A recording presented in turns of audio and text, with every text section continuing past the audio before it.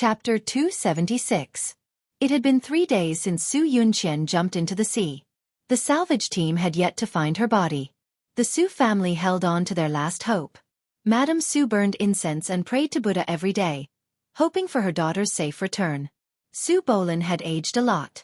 In the dead of the night, he often sat alone in front of the window, blaming himself for being too harsh on his daughter, Su Jin, and had to take care of both his family and his company.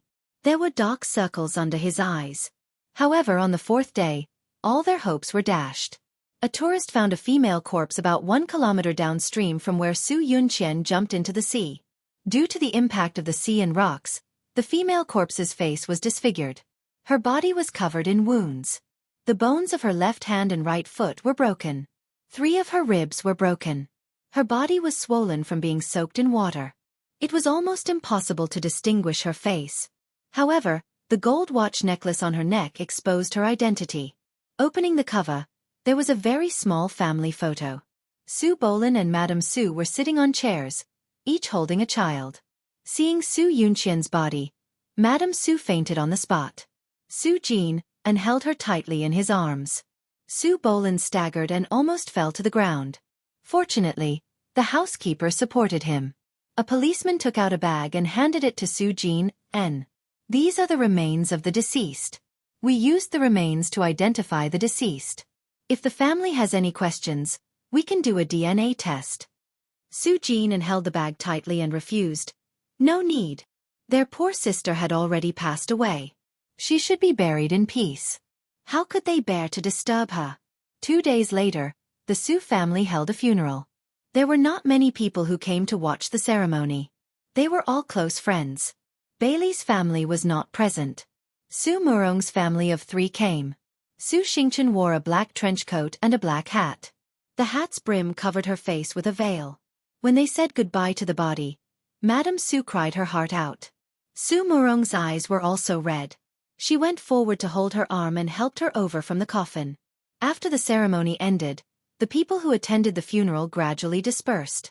The Su family also left in grief. Su Xingchen quietly stood in front of the tombstone. Her cold eyes, through the veil, fell on the photo on the tombstone. The corner of her mouth slowly hooked up into a strange arc. Xingchen, let's go. Su Murong patted her daughter's arm. Su Xingchen followed his parents out of the cemetery. The sun shone on them through the thick branches. Even so, the silent cemetery still gave them a gloomy feeling. Su Murong and her husband accompanied their daughter back to the hospital and stayed for a while before leaving. Su Xingchen threw the hat on the sofa, revealing her entire face. Although she had already undergone 4 plastic surgeries, her face was still very scary. Her eyebrows were bald, and her chin was covered with gully-like scars. In 2 days, she would undergo her 5th plastic surgery. The doctor said that this plastic surgery would implant her eyebrows, and at that time, her cheeks would look a lot better. Su Xingchen turned on the music. This was the first time she was so happy after being hospitalized. Su Yunqian had completely disappeared from her world. From now on, her only enemy was Xiaodong. Ha ha ha, just thinking about it made her feel good. Su Xingchen's wild laughter blended with the intense music. It was so strange that it made people shudder. Bailey Han's body recovered quickly. The stitches on his head had been removed and he was discharged from the hospital in about a week. He handed over the company's matters to Bailey Jing and Lu Zihao and became a hands-off boss. Every day, he accompanied his wife and child. His entire temperament slowly changed.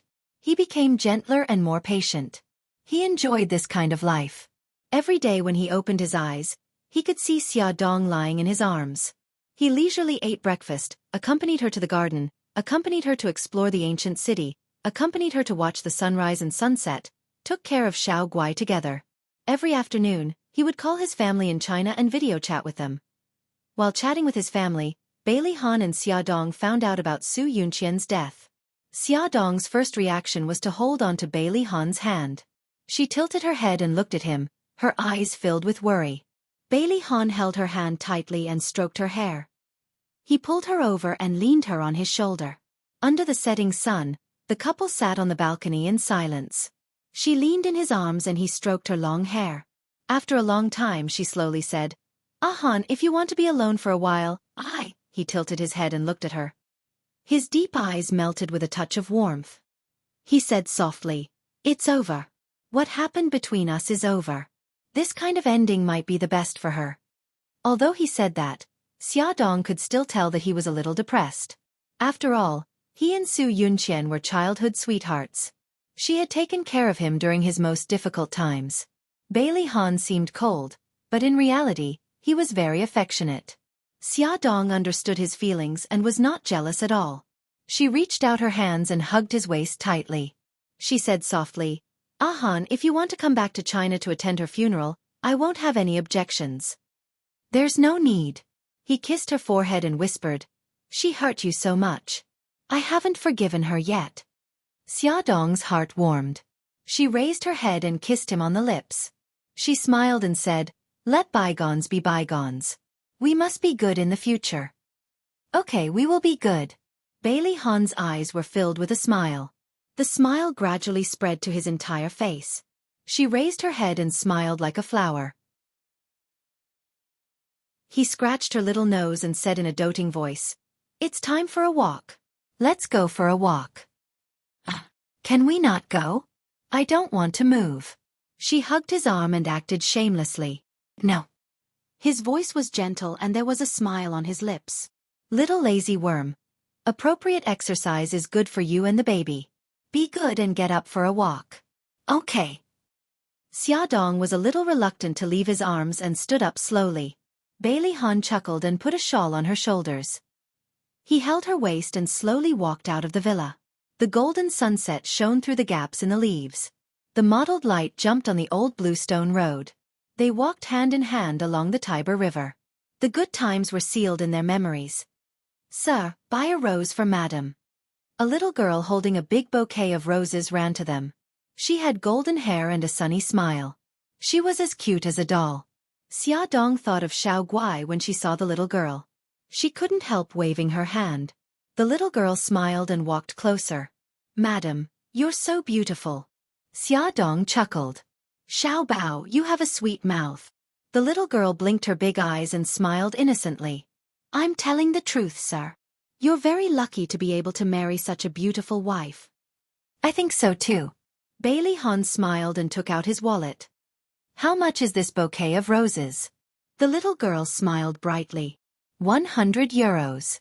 Bailey Han took out 100 euros and handed it to her. He took the roses from her hands. "Thank you, sir." "Thank you, madam. I wish you happiness." The little girl bowed with a smile and ran away happily. Bailey Han put the roses in front of Xiaodong and smiled. "Honey, this is for you." Xiaodong raised her eyebrows and smiled. "Thank you, but please hold it for me." "No problem. I'm always at your service." Bailey Han pointed to his cheek. "Reward." "Wow, you're so stingy." Xiaodong complained with a smile. She leaned forward and kissed him on the cheek. "Are you satisfied now, Mr. Bailey?" "I'd be even more satisfied if you kissed me here, Mrs. Bailey." Bailey Han touched his lips calmly. "In your dreams." Xiaodong rolled her eyes at him in amusement and took his arm. Bailey Han chuckled. He held his pregnant wife in one hand and the roses in the other. They were very eye-catching as they walked on the road. Xiaodong felt that she was about to be burned by the envious and jealous gazes of the other women. She couldn't help but tug at Bailey Han's sleeve and said, "It's all your fault. Why are you so good-looking?" Bailey Han raised his eyebrows good-naturedly. "Is it my fault that I'm good-looking?" "Yes. Otherwise, why would you attract so many admirers?" Xiaodong puffed up her cheeks. "Don't think that she didn't see the blonde beauty sitting on the bench over there. Why are you looking around? The handsome guy next to you is my husband. And those two beauties leaning against the bridge talking and laughing. Don't think that I don't understand Italian. Can you not praise my husband so loudly?" Bailey Han pinched her chubby cheeks in amusement. "I'm not angry." "Why are you so angry?" Xiaodong glared at him. "What do you mean? Are you angry that I'm blocking your admirers?" Bailey Han chuckled. He lifted her chin with his finger and gestured for her to look to the side. What's up with that wretched uncle looking at her lecherously? Also, what was up with that handsome blonde guy who was staring at her so intently? Wifey, even if you're pregnant, you're still as charming as ever. So, I want to stamp my seal to show that I own you. Bailey Han pulled her chin back. Under everyone's gaze, he kissed her lips. After tossing and turning for a while, he finally let go of her. She punched his chest in embarrassment. Bailey Han held her hand and whispered into her ear. Did you see that? The handsome guy over there has a heartbroken expression. Xiaodong stole a glance. It wasn't that exaggerated. He just shrugged his shoulders regretfully. Look, your market is much better than mine. I have to keep a close eye on you in case you run away with another handsome guy. Bailey Han nibbled on her earlobe playfully. A current ran through her body. Xiaodong couldn't help but tremble. She quickly pried his naughty mouth away and changed the topic. Hubby, I'm tired. Let's go home. Okay. Bailey Han chuckled. He ruffled her hair and wrapped his arm around her waist. They turned around and walked back. Under the setting sun, their shadows overlapped. It was harmonious and warm. Add Song Shu 566. Chapter 277. On the day of Su Yunqian's funeral, Mika Kito also appeared. Of course, he wasn't there to mourn Su Yunqian. Instead, he was there to see the tragic end of the person who hurt Xiaodong. He stood far away and waited for the crowd to disperse before walking to her tombstone. He looked coldly at the small photo on the tombstone and said in a deep voice, I don't believe in ghosts and gods, nor do I believe in reincarnation. However, if you want revenge, come at me. If you dare to cause trouble for Xia again, I will bury the entire Su family with you. The cold wind blew and the leaves rustled, but he didn't seem to hear it. He stood tall and straight like a pine tree, looking as handsome as a god. Suzaku stood 10 meters away from him. The corner of her eyes moved slightly as she looked at his cold and handsome profile. It was as if it was carved out of marble, perfect and cold. She knew that he wasn't heartless, but he had given all his love to a woman. On the way back, the two of them sat in the Maybach.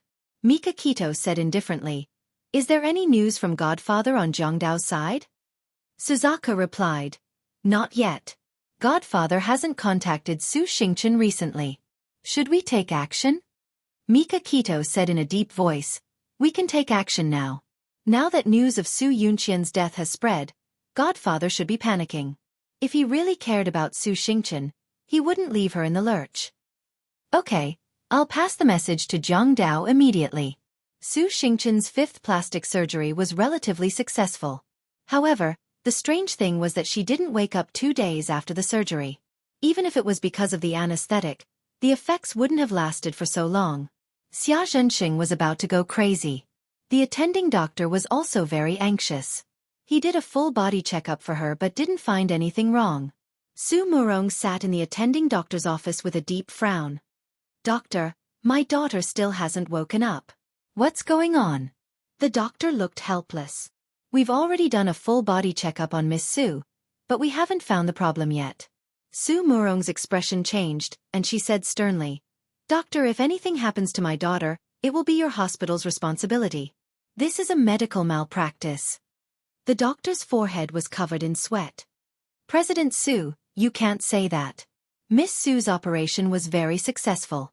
This wasn't caused by the operation. Su Murong raised her eyebrows and looked angry. Then tell me, why is my daughter unconscious? She was in a coma during the operation and didn't wake up after the operation.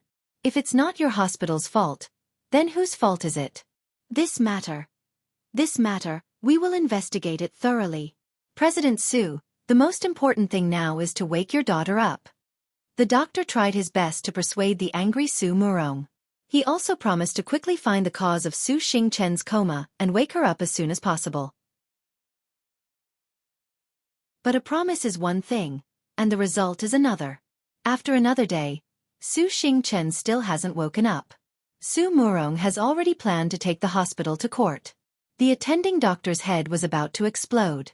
In the end, he didn't let go of any possibility and took Su Xingchen's blood for a blood test. Unexpectedly, there was a shocking discovery. They found that there was an unknown toxin in Su Xingchen's blood. It was very likely that this toxin caused her to be in a coma. Doubts arose. What is the toxin in her body? How did it develop in her body? How do they remove the toxin? In order to cure Su Xingchen, the hospital contacted people from the research institute and asked them to study the toxin in her blood, hoping to find a cure. At the same time, Su Murong received an anonymous letter. The letter said that Su Xingchen has been poisoned and can only live for 10 days. After 10 days, she will die in her sleep. If you don't want her to die, find Shangguan Ao for help. Shangguan Ao. When Su Murong saw this name, her body staggered and almost fainted on the ground. Fortunately, Xia Zhenxing's eyes were sharp and his hands were fast enough to support her. Xia Zhenxing helped her to the sofa. When she calmed down, he asked the question in his heart. Wife, who is this Shangguan Ao? Can he really cure Xing Chen's illness? Su Murong's fingers tightly grasped the letter. Her eyes surged with a complicated look. After a long while she slowly said, You don't have to worry about this matter. I will handle it. Wife. Shut up. Su Murong suddenly fiercely roared at him. Xia Zhenxing was startled. Although Su Murong's attitude towards him has been getting worse and worse over the years, she has never yelled at him so loudly. He opened his mouth and said with a dry voice, Okay, I understand. Su Murong didn't even look at him. She pushed his hand away and went upstairs. However, her back seemed to be a little flustered, as if she was hiding some secret. At night, Su Murong didn't go downstairs for dinner. Xia Zhenxing personally brought the food to the room. She picked up the bowl and threw it on the ground. She roared at him. I'm not eating. Get out, get out. The broken porcelain flew into the hallway and the rice spilled all over the floor. The servant quickly came in to clean up. Xia Zhenxing stood at the door for a moment before he turned around and went to the guest room. The servant quickly finished cleaning up and quickly left the room. He closed the door, afraid that Su Murong would vent her anger on him. In the spacious room, only Su Murong was left. She sat in front of the dressing mirror. The woman in the mirror was expressionless and her eyes were cold. After a long time, she got up and took down a painting hanging on the wall. A safe appeared on the wall. Then, she took off the necklace around her neck. The pendant of the necklace was a delicate and small key. She inserted the key into the keyhole of the safe. Click, the safe opened. There was a mahogany box inside. She opened the box. Inside was a stack of old photos and letters. Her fingers trembled as she flipped through the photos. Every photo was a photo of her and a man. The man was in his 20s. He was handsome and had an unbridled face. He had a pair of pitch-black eyes that emitted an unruly light. This man was Shangguan Ao. She used her fingers to stroke him in the photo and whispered, 23 years. We haven't seen each other for 23 years.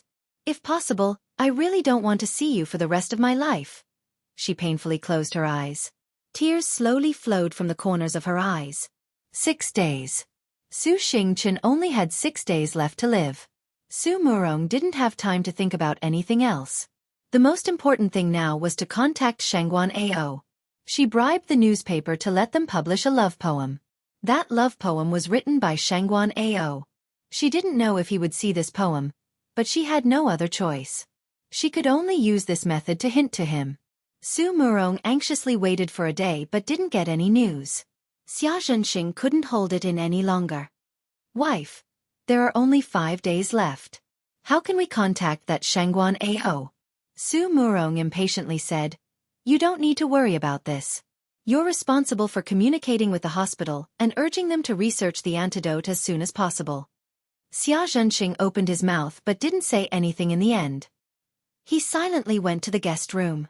Ever since Su Xingchen was disfigured, the two of them slept in separate rooms. Su Murong laid on the bed but couldn't fall asleep. Around 1 o'clock in the morning, she suddenly heard a sound from the window. She quickly sat up on the bed and turned on the bedside lamp. She saw a black figure jump in from the window. The person took off the mask on his face and slowly walked towards the bed. Su Murong used her right hand to cover her mouth. Her eyes widened in disbelief. That face was very familiar. It was Shangguan Ao. Shangguan Ao, also known as her godfather, walked to her side with his slender legs. His tall and straight body was like a pine tree.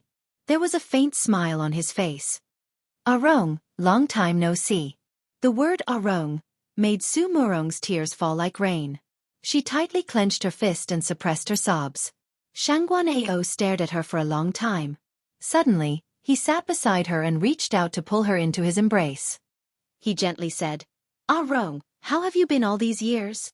"Good." Su Murong squeezed the words out from between her teeth. "Very good."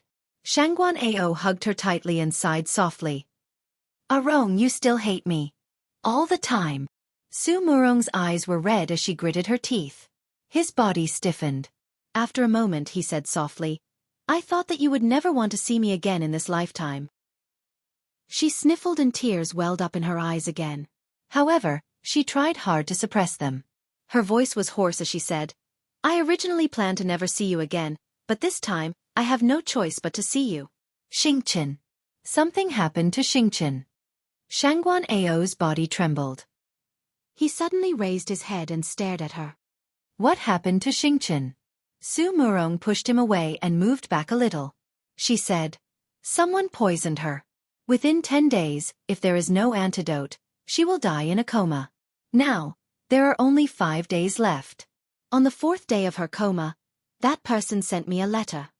After she finished speaking, she took out a letter from the bedside table and handed it to Shangguan Ao. Shangguan Ao hurriedly read the letter. His face turned ugly. Su Murong said indifferently, "Is it your enemy?" Shangguan Ao's fingers suddenly tightened around the letter. He said in a low voice, "Yes." "Do you have a clue?" "I suspect that it's Mika Keto."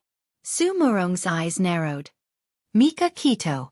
Xingqian's scandal and drug addiction were also related to him. That's not all. Xingqian's disfigurement was also caused by Mika Keto's subordinates. Shangguan Ao's eyes were as cold as a venomous snake. He said eerily, "I originally wanted to avenge Xingqian, but I didn't expect to be one step behind and lose everything. This time, I was even checkmated by him." Su Murong frowned. Mika Keto's motive is very obvious.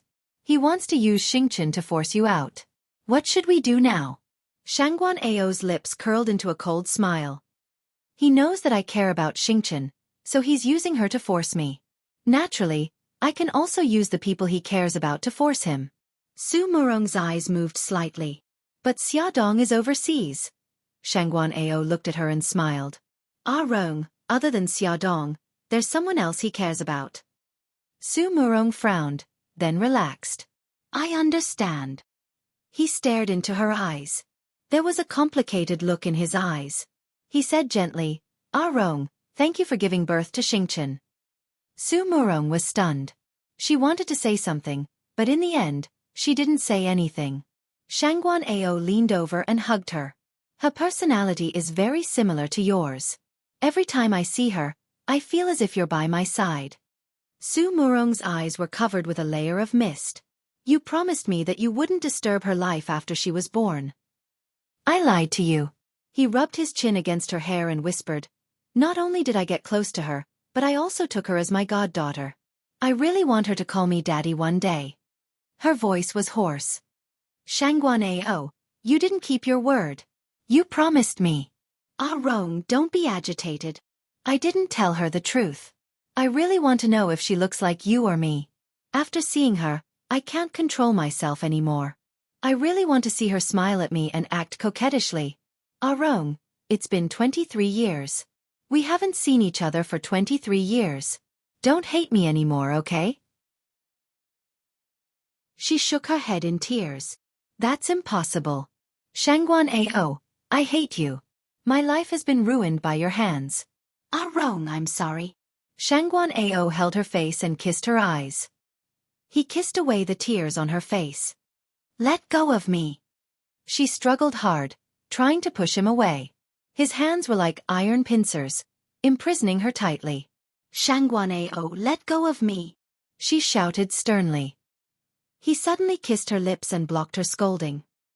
He kissed her fiercely and pressed her onto the big bed. She clenched her fists and pounded his chest, making dissatisfied sounds in her throat. He turned a deaf ear to her. His nimble tongue fiercely swept her mouth, making her almost unable to breathe. His hand reached under the silk nightgown and caressed her chest. Although she had entered the ranks of middle-aged people, her body was well maintained. Her skin was full of elasticity and her chest was firm and soft. He kneaded her pink chest hard and his other hand reached between her legs. She glared at him angrily and pounded him with her fists. He suddenly let go of her lips and bit her earlobe while saying softly, "Ah, Rong, I miss you. I miss you so much. If I could choose again, I definitely wouldn't let go of you." Her body froze and her resistance stopped. She stared at him in a daze. His deep eyes were filled with pain. "Ah, Rong, I love you. I've always loved you." Her tears poured out again. He lovingly kissed her eyes and carefully licked away the tears. His hands gently moved around her sensitive areas. She gradually gave up resisting and in a daze, she hugged his neck with both hands. He took off his clothes with one hand and threw them on the ground. He straightened his body and entered. Soon, the room was filled with lewd sounds and ambiguous sounds of men and women. Fortunately, the room's soundproofing was good. No matter what tricks they played, no one would find out. About 2 hours later, Su Murong was already unconscious from exhaustion. Shangguan Ao kissed her forehead and placed her on the bed. He got up and put on his clothes. He looked back at her deeply and jumped out of the window, quickly disappearing into the night. Attention, Song Shu 566. Chapter 278. Many cars were parked at the entrance of Imperial Kindergarten. Many rich madams, grandpas, and grandmas were waiting for their children at the school entrance. A black Cadillac was parked closest to the school entrance. Through the half-opened window, 2 men in black suits could be seen sitting in the back seat. The school bell rang. A group of children walked out of the school entrance. When the parents saw their children, they waved and called their children's names. The children quickly ran towards their parents, creating a lively scene. The people sitting in the Cadillac stared at the school entrance seriously. After about 10 minutes, when the crowd had dispersed, 2 little guys wearing the same clothes and carrying the same small backpack leisurely walked out of the school entrance. "Move!" Someone in the car shouted. 2 men in black suits quickly opened the car door and ran to the 2 children. They each picked them up and returned to the car at an extremely fast speed. The car sped off. Xiao Bao and Xiao Yi were carried in the arms of the 2 men. Xiao Bao's dark eyes turned and looked at Xiao Yi. Xiao Yi was also looking at him, and the 2 of them smiled at the same time. Xiao Bao looked up and sized up the man who was carrying him. He had thick eyebrows and big eyes, and he looked a little like Crayon Shinchan. "Uncle Shinchan, where are you taking us?" The man's thick eyebrows furrowed. "What did he mean by Uncle Shinchan?" he said in a deep voice. "Little brat, if you are obedient, we won't hurt you." Xiao Bao blinked, tilted his head and asked, "Uncle Shinchan, is this kidnapping?" "Little brat, if you continue to be long-winded, I will seal your mouth." The man with thick eyebrows was already a little impatient. Children were troublesome, so he did not like to kidnap children. Xiao Bao quickly covered his mouth with his small hands. He blinked pitifully and said vaguely, "I won't be long-winded, Uncle Shinchan. Please don't seal my mouth." "Humph." The man with thick eyebrows sneered and ignored him. Xiao Yi quietly scanned the interior of the car. Including her and Xiao Bao, there were a total of 5 people. A driver and 2 kidnappers. The man who was hugging him was expressionless. He looked dull, but his eyes were very sharp, hiding a murderous aura. Xiao Yi poked his arm. "Uncle Woody, can you put me down? Your arm is hurting me." "Uncle Wood." The blockhead's eyebrows moved imperceptibly. His thin lips lifted as he said indifferently, "Between my arm and the rope, you can choose whichever one you like." Xiao Yi looked confused. "Uncle Woody, I don't understand what you mean." The blockhead lowered his head and stared into his eyes. "It means that if I put you down, I have to tie your hands and feet with a rope. Do you understand?" "Oh." Xiao Yi nodded vigorously. "I understand. It's uncomfortable to have my hands and feet tied up." "Uncle Mutu, I'll have to trouble you to carry me," the driver suddenly said. "Lao Sha, cover the eyes of these 2 brats." The man with thick eyebrows coughed and said, "There's no need. They're not even 5 years old. They don't know anything." "Just in case. These 2 brats are not ordinary children. They're very smart." "All right then." The man with thick eyebrows called Lao Sha took out 2 strips of black cloth from his pocket. He held one for himself and handed the other to his companion. "Muzi, this is for you. Tie it up for the brats. Xiao Yi and Xiao Bao burst into laughter at the same time. Xiao Yi rubbed her stomach that was hurting from laughing and said intermittently, "Mu Zi, Uncle Woody, this name suits you so well." "Shut up." Mu Zi, who was ridiculed by the two brats, was so embarrassed that he flew into a rage. He slapped Xiao Yi on the head. Xiao Yi burst into tears. Her howling was so loud that it made people's eardrums buzz. Xiao Bao's eyes were covered by a black cloth by Lao Sha. Although he couldn't see, he immediately burst into tears when he heard Xiao Yi's cries. It was as if he was infected. One child crying was bearable, but two children crying at the same time was like a demon's voice. It almost drove the three men in the car crazy. The veins on Lao Sha's forehead throbbed. He shouted, "Stop crying. If you cry again, I'll immediately throw you into the river to feed the fish." "Wah wah wah." Damn it, they cried even louder. The driver frowned and raised his voice. "Lao Sha, Mu Zi, seal the mouths of these two brats." Lao Sha and Mu Zi immediately tore off the tape and sealed the children's mouths. The crying stopped abruptly, and the three men finally heaved a sigh of relief. The two brats' eyes were covered with black cloth, their mouths were sealed with tape, and their cheeks were stained with tears. They looked like they had been kidnapped. An hour later, the group arrived at an abandoned factory. Lao Sha and Mu Zi took the two children out of the car, grabbed them by the back of their collars, and dragged them into the factory. On the second floor of the factory, the godfather stood by the railing in a black coat. He stared coldly at the hall downstairs. Xiao Yi and Xiao Bao's hands and feet were tied, and they were each tied to a chair. Their mouths were covered with tape, and they were making whimpering sounds from their throats. The black cloth was wet with tears, and they looked very pitiful. The godfather waved his hand coldly, and Lao Sha nodded. He tore off the black cloth covering the children's eyes, revealing two pairs of big watery eyes. Then, he tore off the tape on their mouths, and the stinging pain made them scream. Xiao Bao cowered in fear and said pitifully, "Uncle, you said you wouldn't hurt us. Let us go home quickly." Xiao Yi stared blankly at the ground in front of her, as if she was scared silly. The godfather's lips curled into a sinister smile. Previously, he had heard that Bailey Han's two sons were very smart, and he thought that they were very impressive. Now, it seemed that they were just ordinary children. They would be scared and cry when they were kidnapped. That was exactly what he wanted.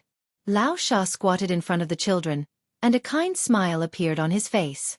"Your name is Xiao Yi, and your name is Xiao Bao, right? Xiao Bao, I heard that you have a good relationship with Mika Kito. As long as you call him and ask him to come and pick you up, Uncle will let you go home, okay?" Xiao Bao looked at Lao Sha pitifully with her big watery eyes. "Uncle, will you keep your word?" Lao Sha said confidently, "Of course. Uncle never lies to children." Xiao Bao nodded in Gigai's direction. "Uncle, give me your phone. I'll call Uncle Shin." "What a good child." Lao Sha rubbed his hair in satisfaction. Mu Zi handed over a cell phone. Xiao Bao moved his tied hands and said with a frown, "Uncle, hand." Lao Sha smiled and said, "It's okay. Tell Uncle Mika Kito's number, and Uncle will call it for you." Xiao Bao hesitated for a moment before saying, "Okay then." He said a string of numbers, and Lao Sha pressed the number on the cell phone. After the call was connected, he pressed the speaker button and put the phone to Xiao Bao's ear. Xiao Bao sniffed and said aggrievedly, "Uncle Shen, it's Xiao Bao." Mika Kito's gentle voice sounded. "Xiao Bao, what happened?" Xiao Bao started crying. "Uncle Shen, two very strange uncles carried Xiao Yi and me into the car and took us to a very strange place. Our hands and feet are tied. Come and take us home quickly." Mika Kito's voice suddenly rose as she asked nervously, "Xiao Bao, are you hurt?" Xiao Bao shook his head. "No, Uncle Shen didn't hit us." "Oh no, Uncle Mu Shen slapped Xiao Yi." Lao Sha frowned, took the cell phone and put it to his ear. "Mika Kito, you heard it. Xiao Bao and Xiao Yi are in my hands.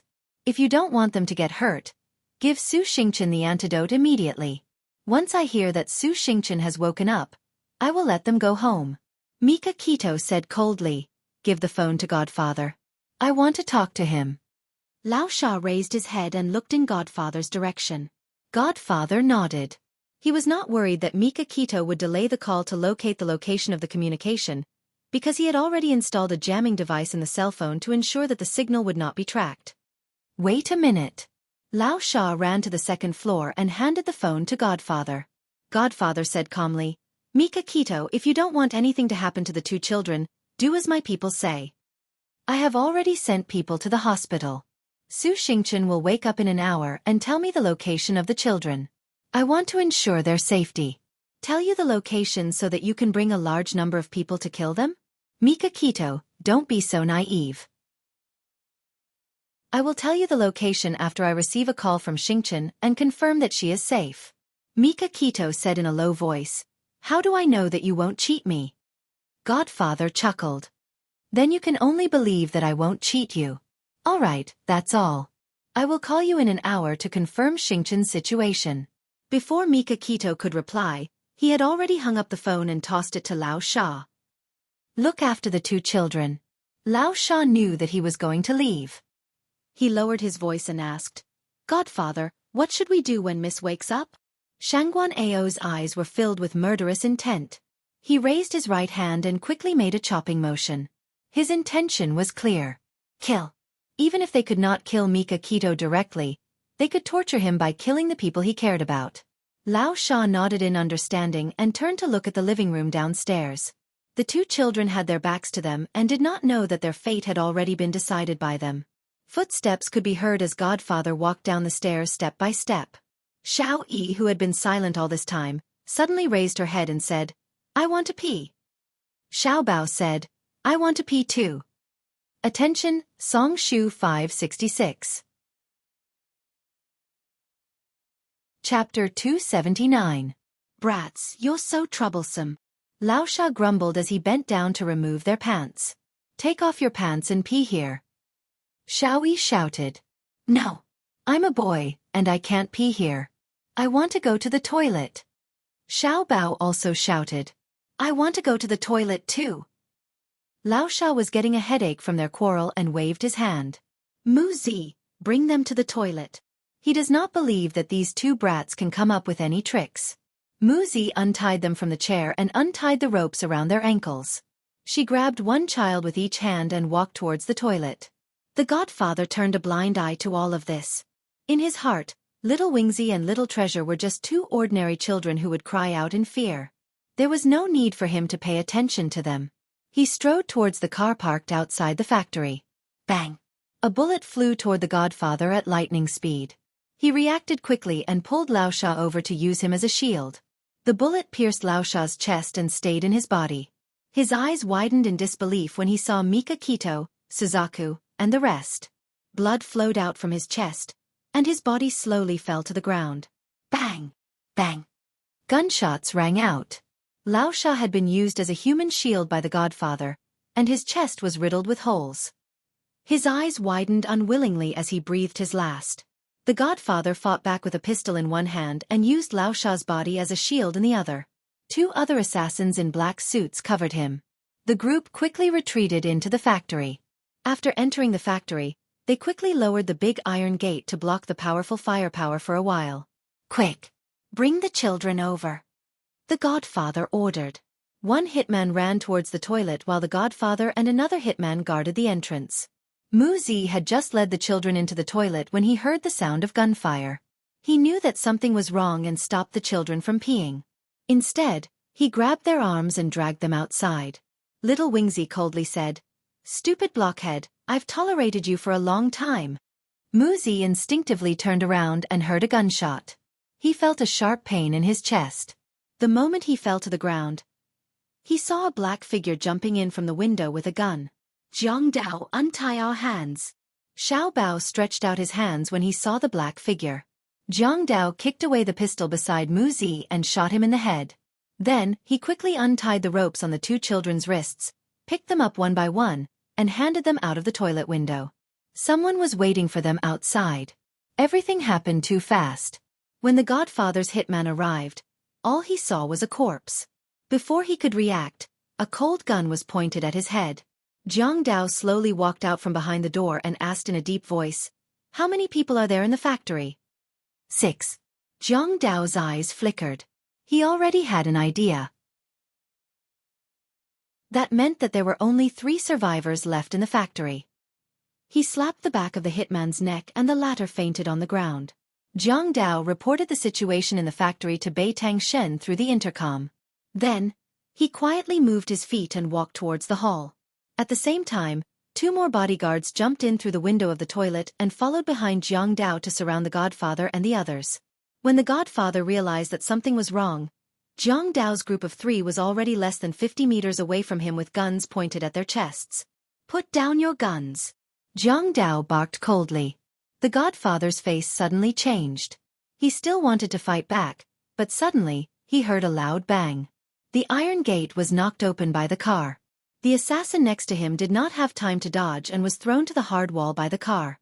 After his body hit the wall, he was bounced to the cement floor. His blood was all over the ground. He did not even have the chance to make a sound before he died.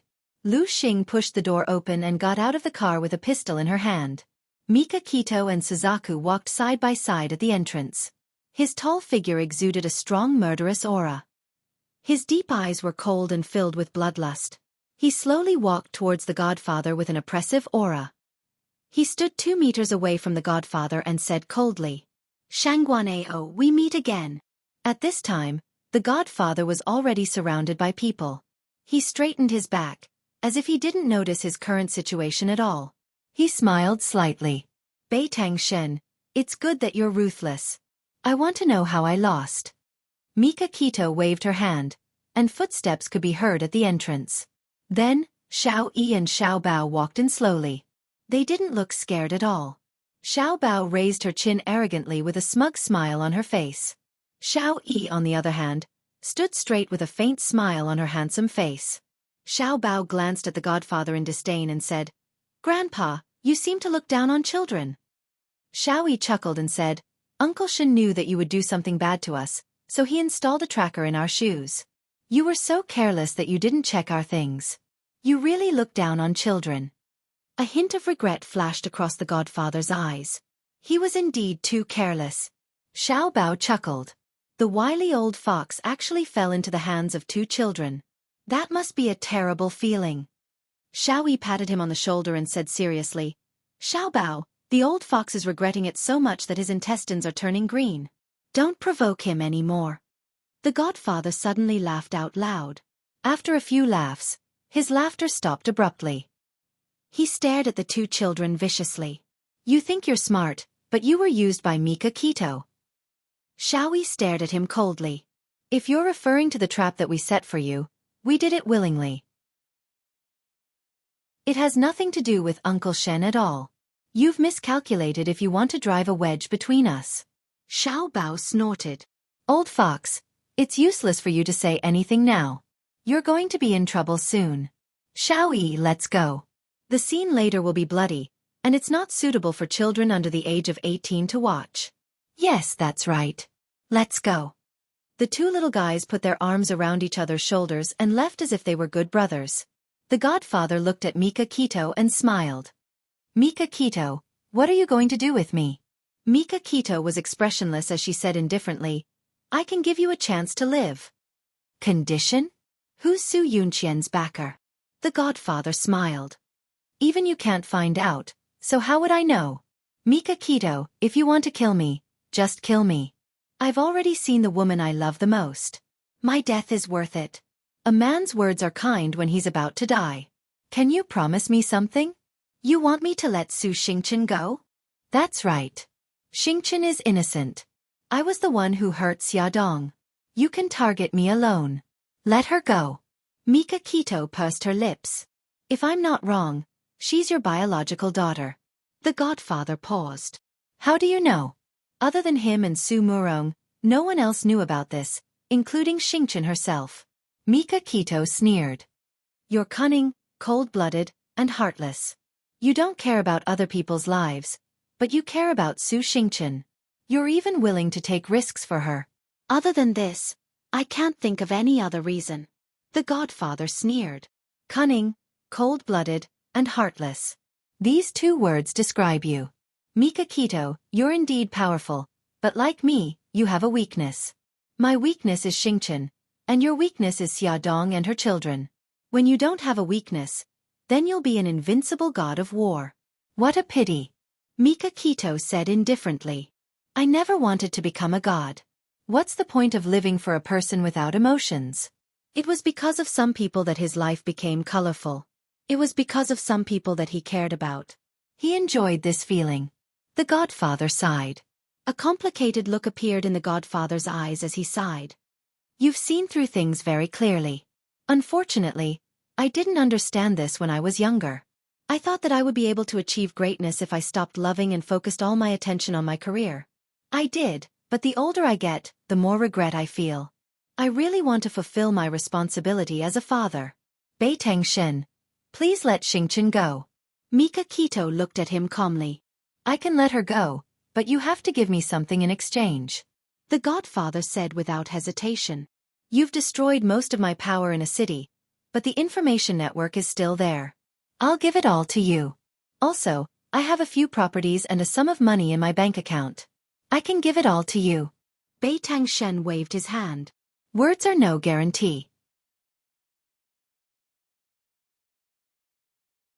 Chapter 280. I might not be back for a long time. Xingchen, take care of yourself and your mommy. You're a big girl now. Don't make your mommy sad, okay? Su Xingchen's heart surged with an uneasy feeling. Godfather, did something happen to you? The godfather smiled. It's nothing. I'm fine. Xingchen, that's it. I'm hanging up. Okay. Godfather, have a safe trip. You have to take care of yourself too. I'll miss you a lot. Remember to contact me when you're overseas. The godfather choked out. Okay. His fingers trembled as he hung up the phone. Mika Kito said calmly, you can sign the contract now. The godfather took a pen and signed the contract. After he handed the contract to Jiang Dao, he calmed down and said calmly, I'm done. You can do it. Mika Kito waved her hand. Jiang Dao suddenly attacked and hit the godfather on the back of his head. The godfather fell to the ground. 2 bodyguards came forward and carried the godfather out of the factory. They threw him into the trunk of the car.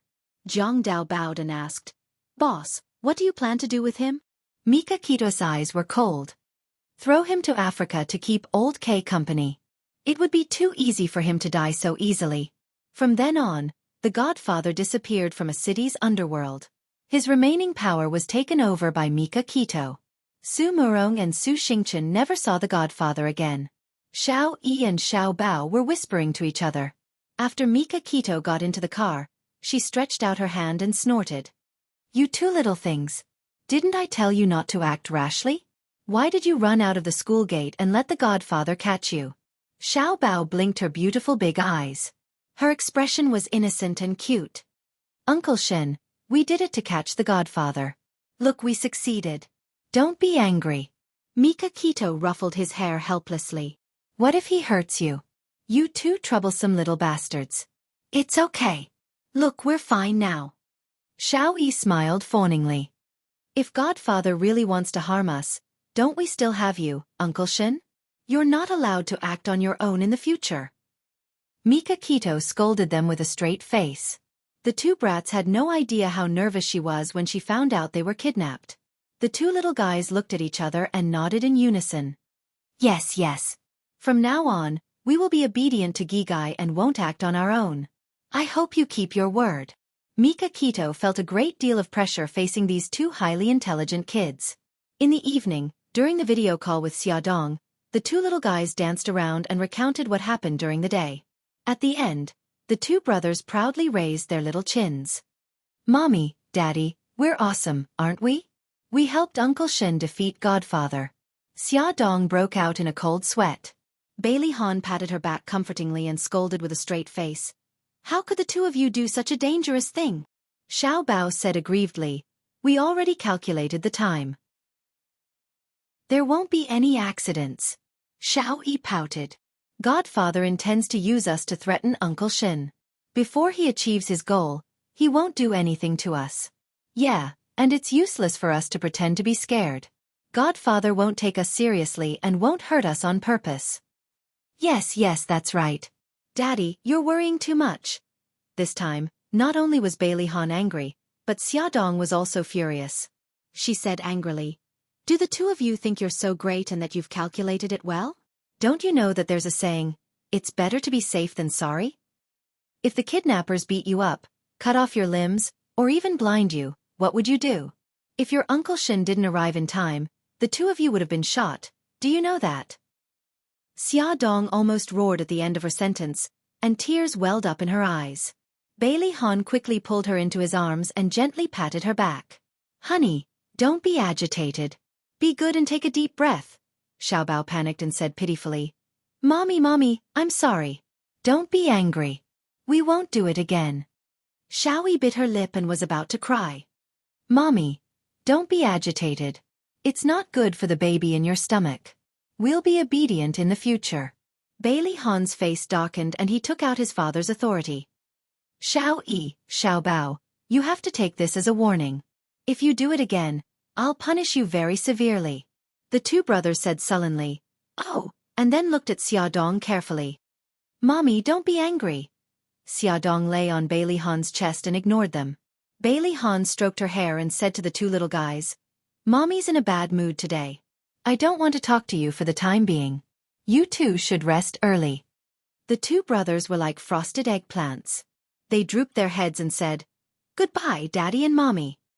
Then they turned off the video. Bailey Han tightened his arms and said softly, Honey, don't be angry. I've already taught them a lesson for you.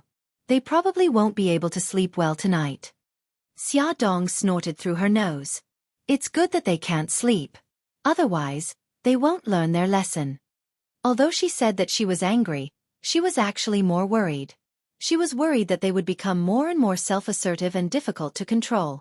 In a situation where they didn't have the ability to protect themselves, they still put themselves in danger. Xia Dong couldn't wait to drag them in front of her and spank their little butts to teach them a lesson. Okay, I don't know who they took after. Bailey Han stroked her hair. Although he said this with a smile, there was an imperceptible worry in his eyes. It seemed that after returning to China, he would have to send them to a secret base to learn martial arts. Without the ability to protect themselves, it was always worrying. Of course they took after you. I'm not that stupid, Xia Dong said angrily. Bailey Han chuckled. Is that so? Why do I remember that someone was very stupid and put herself in danger several times? For example, that time when she was trying to help a lost little girl find her mother, she was tricked into going to the ladies' room and was kidnapped. Another example. Xia Dong hurriedly covered his mouth. Okay. I know I'm stupid, okay? Bailey Han's eyes were full of smiles. He pulled her hand away and lowered his head to peck her rosy lips. He said in a low voice, Honey, it's time for lunch break. Do you want me to carry you to bed? As her belly grew bigger, she became more and more lazy. If she could lie down, she wouldn't sit, and if she could sit, she wouldn't stand. Bailey Han would tease her from time to time, saying that the baby in her belly must be a little lazy worm. Carry me. Xia Dong stretched out her arms and hugged his neck, rubbing against his chest comfortably. His right hand went around her waist and carried her steadily. He walked towards the bed step by step with great care. His eyes were slightly lowered and his long eyelashes covered his eyelids. There was a gentle smile on his sexy thin lips. She couldn't help but reach out and touch his eyelashes. She whispered, Hey, why are your eyelashes so long and thick? They seem to be longer than mine. She was so jealous. Bailey Han stopped in his tracks and smiled helplessly. Honey, if you like, I'll let you touch me as much as you want after I put you on the bed. How about that? Okay. Gi Gai retracted her hand. She was very easy to talk to. Good girl. He chuckled. His hands tightened as he walked to the bed and gently placed her on it. He stroked her hair. Whose poem do you want to listen to today? She thought about it seriously and smiled. I don't want to listen to you recite poems today. She patted the spot beside her. Sleep with me. Okay. He lay down beside her, close to her, and hugged her. His chin rested on her hair, and his hand held hers. Their fingers intertwined, and they slowly landed on her bulging belly, gently rubbing it. She looked up at him. As expected, a pair of gentle and smiling eyes met hers. She grinned and reached out her other hand to touch his face. Close your eyes. He closed his eyes as he was told. She carefully touched his eyelashes and sighed. So beautiful. He chuckled softly. His magnetic voice sounded happy and gentle. Xiaodong didn't sleep very well. With her bulging belly, it was difficult for her to turn around and she could only maintain one position. Every time she impatiently moved her body in her sleep, Bailey Han would gently hold her and help her turn around. They repeated this several times every night. Her skin was as white as snow in his arms. Her spaghetti strap nightgown would occasionally slip off the shoulder straps, revealing her fair skin and deep cleavage. She was still unaware. In her sleep, her little hands would unconsciously touch him. All of this was seducing him. Every night, when he saw her soft little hands grabbing his clothes and her pink lips slightly open as she slept soundly, his heart would throb. He wanted to be impulsive, but in the end, he desperately suppressed that desire. He could only relieve himself by kissing her. So every morning, when Xiaodong woke up, she would find many suspicious marks on her neck or chest. The child was already more than 6 months old. Her legs had begun to swell. At night, Bailey Han would sometimes hear her faint moans in her sleep and his heart would ache. He quietly got up and gently kneaded her swollen legs. From her legs to her toes, he didn't let go of any part of her. He even specially consulted a masseuse and learned a few massage techniques. Every day, he would massage her regularly, which greatly reduced the pain of pregnancy. Every time, Xiaodong would lean into his arms and praise him contentedly. "Hubby, you're so good." Bailey Han would kiss her forehead tenderly. He couldn't imagine the pain she suffered when she was pregnant with the triplets. He wanted to make up for that missing relationship, so no matter how much he did, he always felt that it wasn't enough. Attention, Song Shu 566.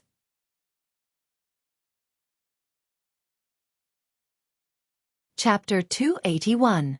The sky was clear and the sun was warm. Bailey Han accompanied Xiaodong for her prenatal checkup. He drove while she sat in the passenger seat. Along the way, she stole glances at him from time to time. She bit her red lips and loosened them. He noticed the slight hesitation between her eyebrows. He smirked. "Honey, do you have something to say to me?" Xiaodong twisted her fingers. She hadn't mentioned her illness to him since he came to Italy. Should she tell him now? Forget it, she didn't want to tell him now. He was driving.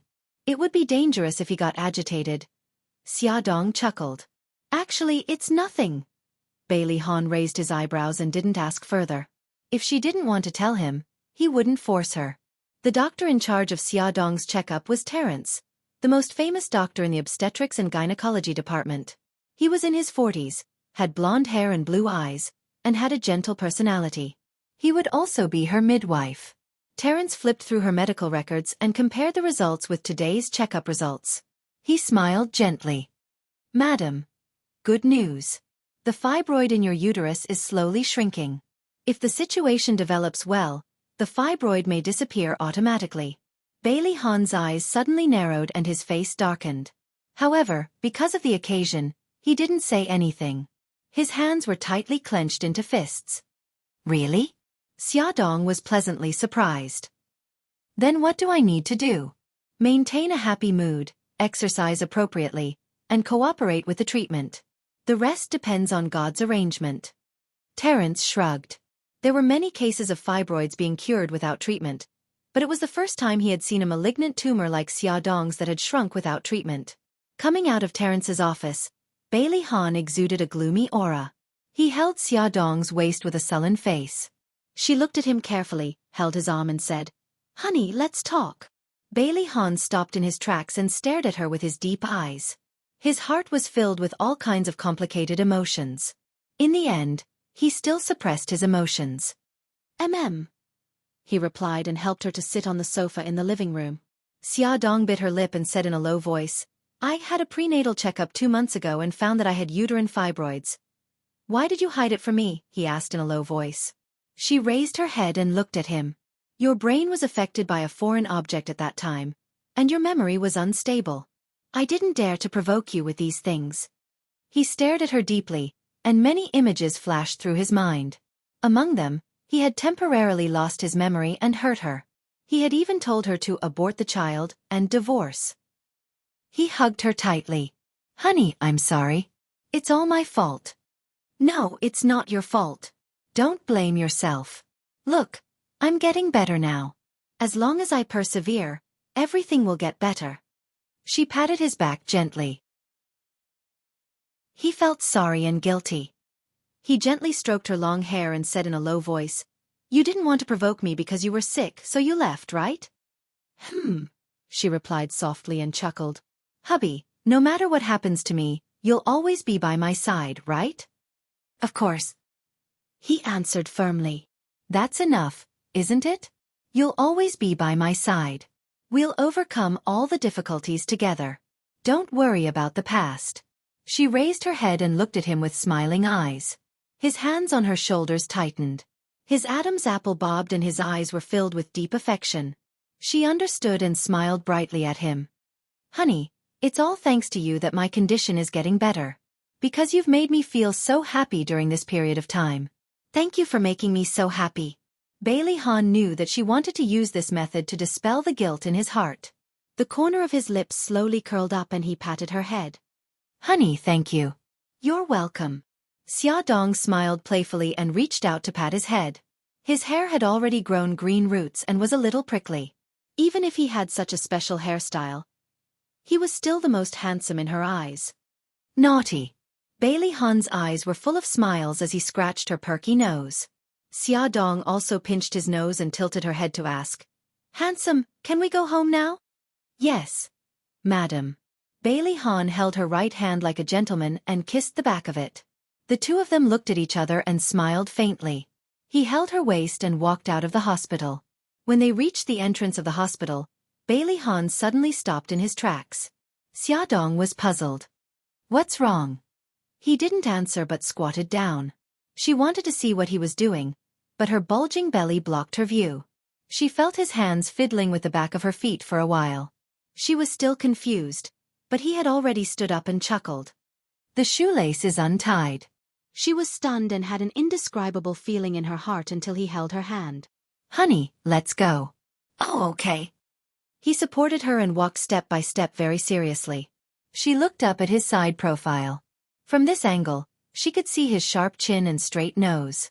The originally hard lines on his face looked incomparably gentle because of the smile on his lips. She suddenly felt a surge of warmth in her heart as she stared blankly at him. He suddenly turned his head and smiled helplessly. "Honey, pay attention when you walk. If you want to look, I'll let you look as much as you want when we get home." She blushed and mumbled, "I'm not looking at you." His eyelashes fluttered happily and he readily accepted her advice. "Yeah, you're not looking at me. I'm thinking too much. But it's better to pay attention when you walk." He didn't dare to imagine how she survived when she was pregnant with the triplets. How could he not worry about a little woman who was even distracted when walking? She pursed her lips. "I know." He chuckled softly. As time passed, Xiaodong's condition slowly improved, but Xiao Guai's condition wasn't optimistic. Due to the effects of the chemotherapy, her beautiful hair had all fallen out. Her pink little face had become as pale as a sheet. Her skin and mucous membranes were bleeding from time to time. Her body and limbs often had large patches of ecchymosis or blood spots. The bleeding from her gums was also more serious. Sometimes when the nurse fed her food, she would even vomit 1 or 2 mouthfuls of blood. In the sterile ward, Xiao Guai's small body lay in the middle of a pile of tubes. Her wrist was hooked up to an 4 drip, and the medicine in the medicine bottle flowed slowly into her body through the tubes. Xiaodong and Bailey Han wore protective clothing and sat by her bed. Xiaodong held her cold little hand, and tears welled up in her eyes. "Mommy." She opened her eyes slightly, and a dazed smile appeared on her pale little face. "Daddy. Daddy is here." Bailey Han strode forward and squatted by her bed. He wrapped his warm hands around Xiaodong's and Xiao Guai's hands. "Gigai, we're here. Don't be afraid." Xiao Guai had been tormented by her illness for a long time, but she was sensible enough not to cry in front of her parents. According to the caregiver, she had once heard her sobbing quietly under the blankets at night. However, at this moment, her eyes were covered with a layer of mist. Her small nose twitched, and her voice was hoarse. "Mommy, Daddy, I miss brother and brother E. Will I never see them again?" Xiaodong's eyes were brimming with tears. She bit her lip and forced herself to hold them back. Bailey Han held their hands tightly and said gently, "Gigai, you'll be fine. Daddy will bring your brothers over to visit you tomorrow, okay?" Xiao Guai grunted in a nasal voice and said intermittently, "Yesterday Susan, who was in the ward next door, was pushed away. The nurse said that she went to heaven. Susan said that she wanted to celebrate my birthday with me. Boo-hoo." Her tears were like beads on a broken necklace that kept falling.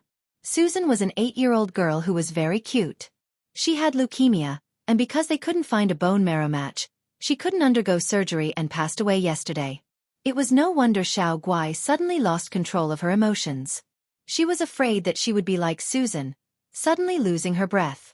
Xia Dong bit her fist hard as tears rolled down her face. Her chest rose and fell rapidly, and her shoulders trembled violently. She wanted to comfort Xiao Guai, but she couldn't calm her emotions. "Mommy, don't cry. The baby in your stomach will cry too." Xiao Guai weakly reached out her small hand and carefully wiped away the tears beside her eyes. Bailey Han put his arm around Xia Dong's shoulders. His eyes were also shining with tears as he softly comforted the sad mother and daughter. Xia Dong's eyes were still red when they came out of Xiao Guai's ward. She sat on the sofa in the hall and calmed herself down before they walked into the doctor's office. The doctor said that Xiao Guai's condition was out of control and she needed to undergo surgery as soon as possible. It would be best if it could be done within a month. Xia Dong roughly calculated the time. She was now 7.5 months pregnant. With 3 more weeks, it would be just right for a C-section. She looked into the doctor's eyes and begged, "Doctor, no matter what, please help my daughter hold on for 3 more weeks. After 3 weeks, we can perform the surgery." Bailey Han said in a low voice, "Doctor, we're counting on you." The doctor nodded seriously and said, "Don't worry, I'll do my best." Bailey Han said, "I've already contacted my friends in the United States. They've introduced a special drug. This is a new drug that has just been developed in the United States. It's said to be very effective. I want you to give it to my daughter." He took out a photo from the United States and handed it to the doctor. After the doctor looked at the photo, he said, "I've also heard about it, but there's no such drug in Rome for the time being. Moreover, the hospital hasn't used this drug before. I don't know if it will cause side effects." Bailey Han said, "I've also considered this risk, so I specially invited a doctor in the United States who has used this drug before. He'll arrive in Rome in 3 days.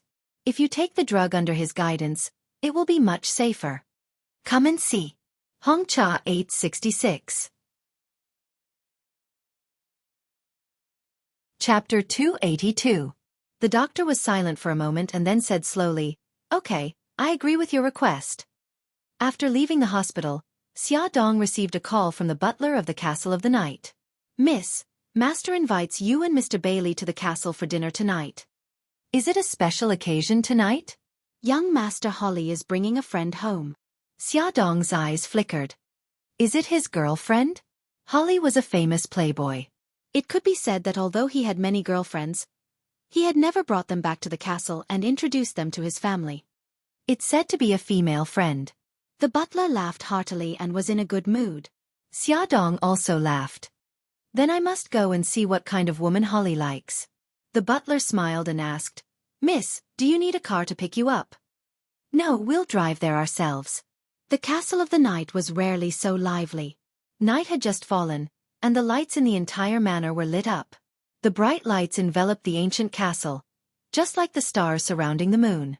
Against the backdrop of the night, it looked even more luxurious and charming. The Rolls-Royce stopped outside the main gate of the castle. A servant immediately stepped forward and bent down to open the car door. Bailey Han supported Xia Dong as they walked up the stairs step by step and into the magnificent main hall. As soon as they reached the door of the living room, Holly greeted them with a bright smile on his handsome face and his arms open.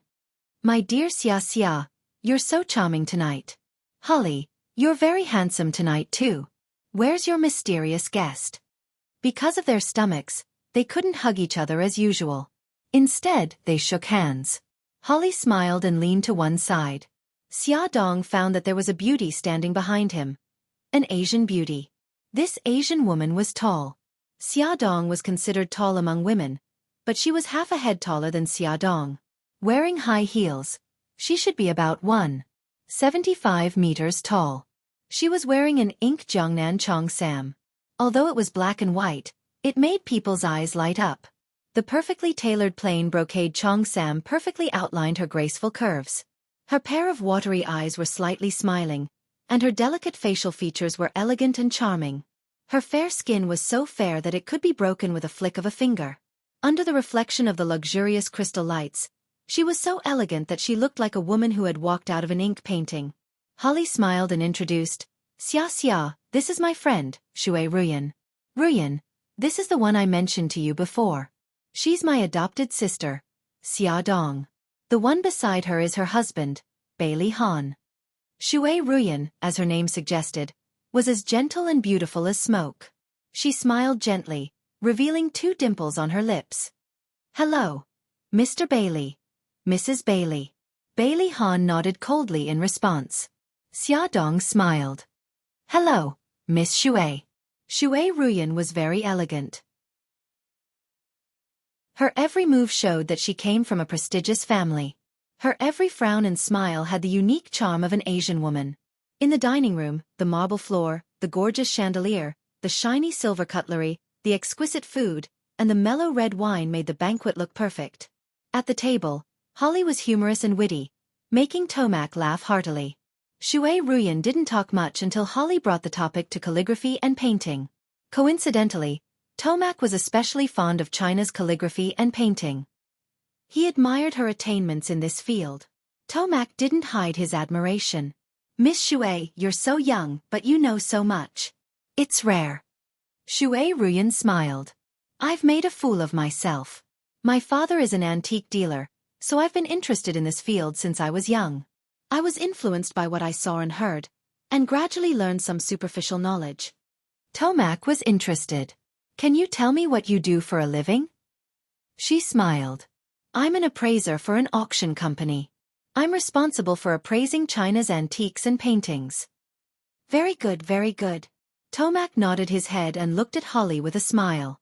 He praised the latter for turning over a new leaf and making such a girlfriend. After the banquet ended, everyone sat in the living room and chatted. Xia Dong discovered that the relationship between Shui Ruyan and Holly wasn't ordinary.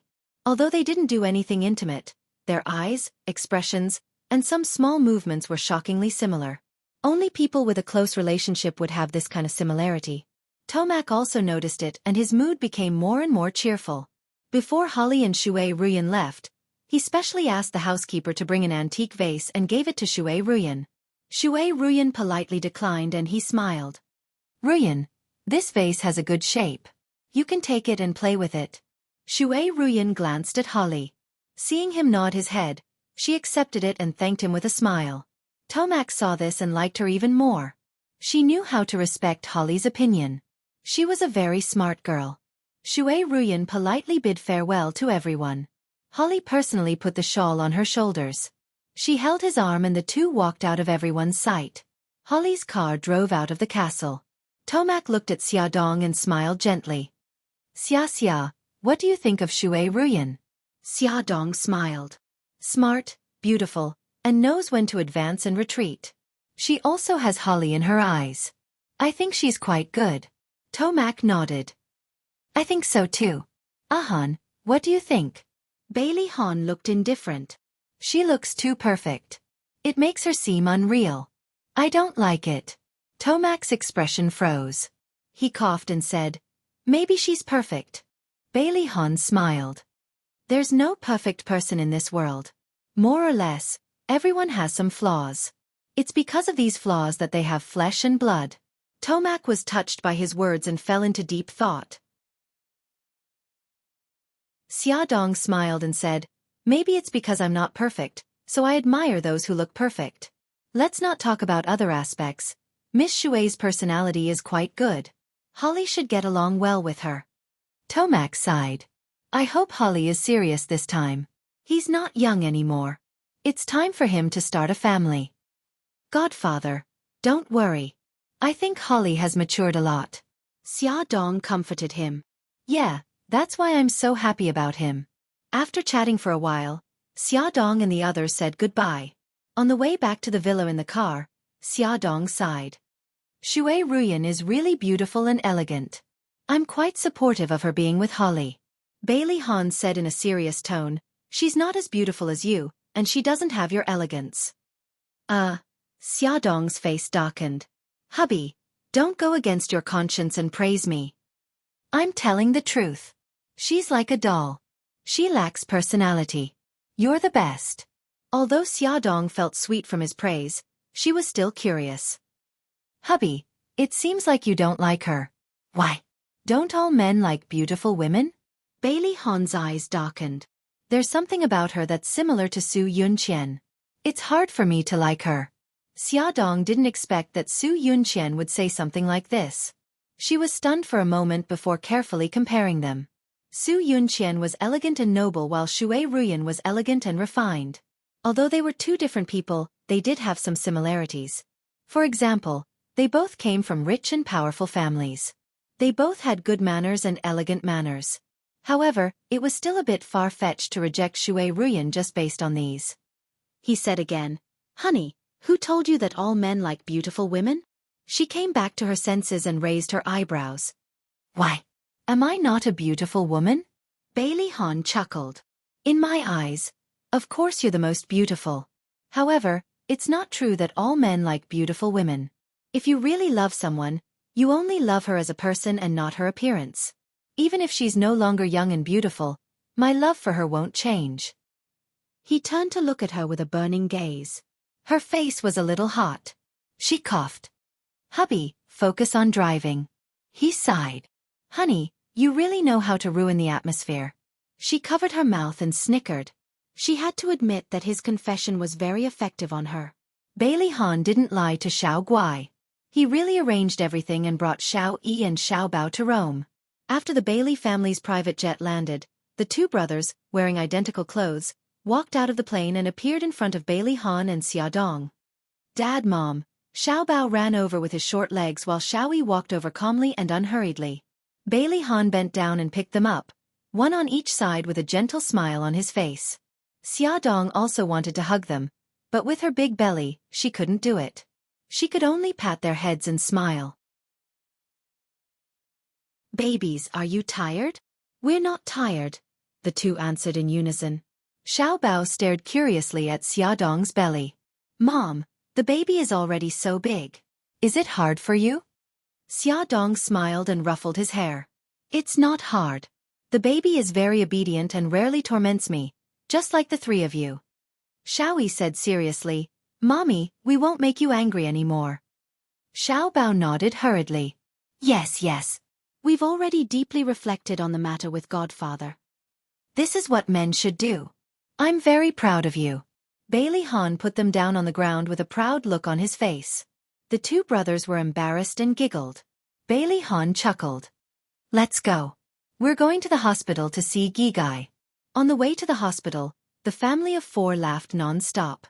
The two little guys had stored a lot of things in their stomachs that they wanted to say to their parents. Now that they had the chance, they couldn't stop talking. Only when the car arrived at the hospital did they quiet down. Thinking about Xiao Guai's current condition, their hearts became heavy. Add Xinwu 799.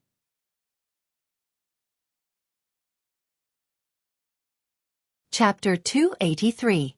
Xiao Yi and Xiao Bao almost couldn't believe their eyes. Was the little girl on the hospital bed, tortured by her illness, really their adorable little sister? Their noses turned sour, and tears welled up in their eyes. They clenched their fists at the same time and bit their lower lips tightly. However, no matter how hard they tried to suppress it, they couldn't suppress the urge to cry. Their tears fell pitter-patter. Xiao Guai lay weakly on the bed. Her eyes opened slightly, revealing a look of pleasant surprise. A smile slowly bloomed on her lips. Brother Yi. Her voice was a little hoarse. Xiao Yi and Xiao Bao quickly ran to her side. Xiao Bao carefully stroked her pale little face and tearfully said, Gigai, it's us. We're here. Xiao Yi gently held her cold little hand. Tears glistened in her eyes as she softly said, Gigai, don't be afraid. We'll always be with you. Xiao Guai held Xiao Yi's hand tightly and smiled faintly. I'm so happy. Brother Yi, I'll get better, right? Xiao Bao nodded vigorously. Yeah, right. You'll definitely get better. Xiao Yi bit her lip. Gigai, we still have to go to kindergarten together, primary school together, middle school together, and university together, so you'll definitely get better. Xia Dong looked at the three children. They were all holding back their tears. They were clearly very sad, but they were still comforting each other. They were so sensible that it made her heart ache. Unknowingly, her tears had blurred her vision. Suddenly, she was pulled into a warm embrace. Bailey Han gently wiped her tears and comforted her softly. Wifey, it's okay. Gigai will definitely be fine. Don't be sad. She nodded with tears streaming down her face. Yes, she couldn't be sad or agitated. Otherwise, it wouldn't be good for the baby and it would affect her condition. She had to be strong. Bailey Han comforted his wife and children. It took him a lot of effort to calm everyone down. After Xiao Guai fell asleep, the family of 4 came out of the ward and waited for the elevator. When the elevator door opened, Holly and Shui Ruyan walked out. Shui Ruyan was carrying a flower basket. Xia Dong was slightly taken aback. Xiao Bao shouted excitedly, "Uncle Holly!"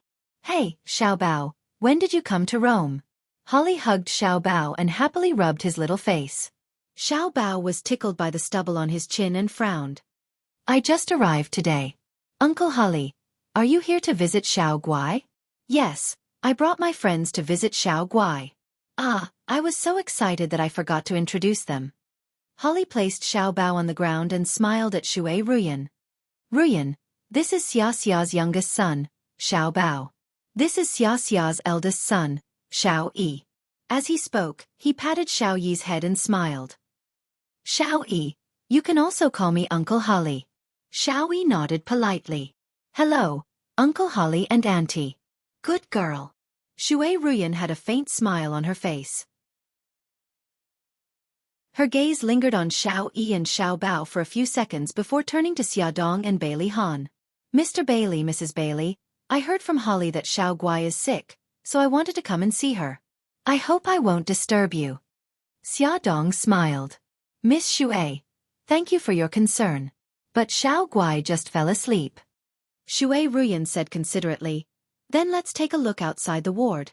Don't go in and wake Xiao Guai. Holly, what do you think?" Holly smiled gently. "Okay."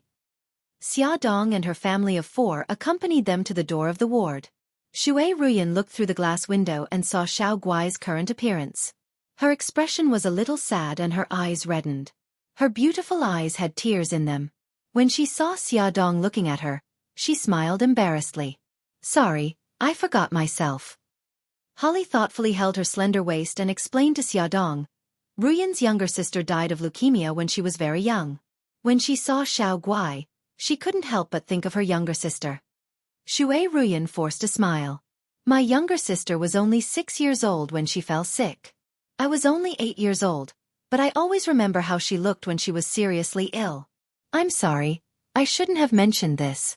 I believe that Xiao Guai will definitely get better." Xia Dong smiled kindly. "It's okay, don't worry about it. Thanks to your auspicious words, Xiao Guai will definitely be fine." Shui Ruyan smiled faintly. "Yes, Xiao Guai is so cute. God will bless her. Holly and I have something to do, so we'll take our leave first." "Okay, if you have time, you can come to our house to play." Shui Ruyan winked playfully. "Okay, it's rare to meet Chinese people in Rome. I won't be polite." Everyone went downstairs together. Bailey Han and Holly's cars drove out of the hospital's parking lot one after the other. Bailey Han's villa was only 2 streets away from the hospital. Soon, they parted ways with Holly. Holly glanced at the car that turned into another road and chuckled. "Baby, why did you suddenly want to visit Xiao Guai?" Shui Ruyan turned to look at him. 2 faint smiles bloomed on her beautiful face. "Darling, I know you like Xiao Guai a lot. As your girlfriend, of course, I have to love her too." Holly smiled. "You know how to please people." Shui Ruyan reached out to pinch his handsome face and said coquettishly, "What's wrong? Don't you like her?" "Of course not. I like her a lot." He took the opportunity to hold her hand and kissed her fair and slender fingers. She smiled sweetly and her eyes revealed a different kind of flirtatious expression. "I'll make you like her even more." Her hand landed on his thigh and gently rubbed it like a feather. His light blue eyes suddenly narrowed and his seductive thin lips curved into a mesmerizing arc. His voice was low and magnetic. "Little vixen, don't ignite the fire." She chuckled softly. Her laughter was like a silver bell. He suddenly stepped on the brakes and the car stopped by the side of the road. Before she could react, he had already pulled her into his arms. His sexy thin lips kissed her lips fiercely, and their fiery breaths passed between each other. He sucked on her tongue and bit her lips. He hugged her waist with one hand and slid the other under her skirt. His nimble fingers wandered along her thigh to the inner side of her thigh. Her body was trembling from excitement and her slender fingers followed his movements and grasped his clothes tightly. Ah! His fingers teased her and she couldn't help but moan. She hugged his neck with both hands and nibbled on his earlobe gently. Her voice was so soft and seductive. "Darling. Not here."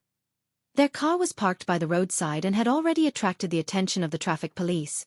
She glanced from the corner of her eye and saw a male traffic police walking over.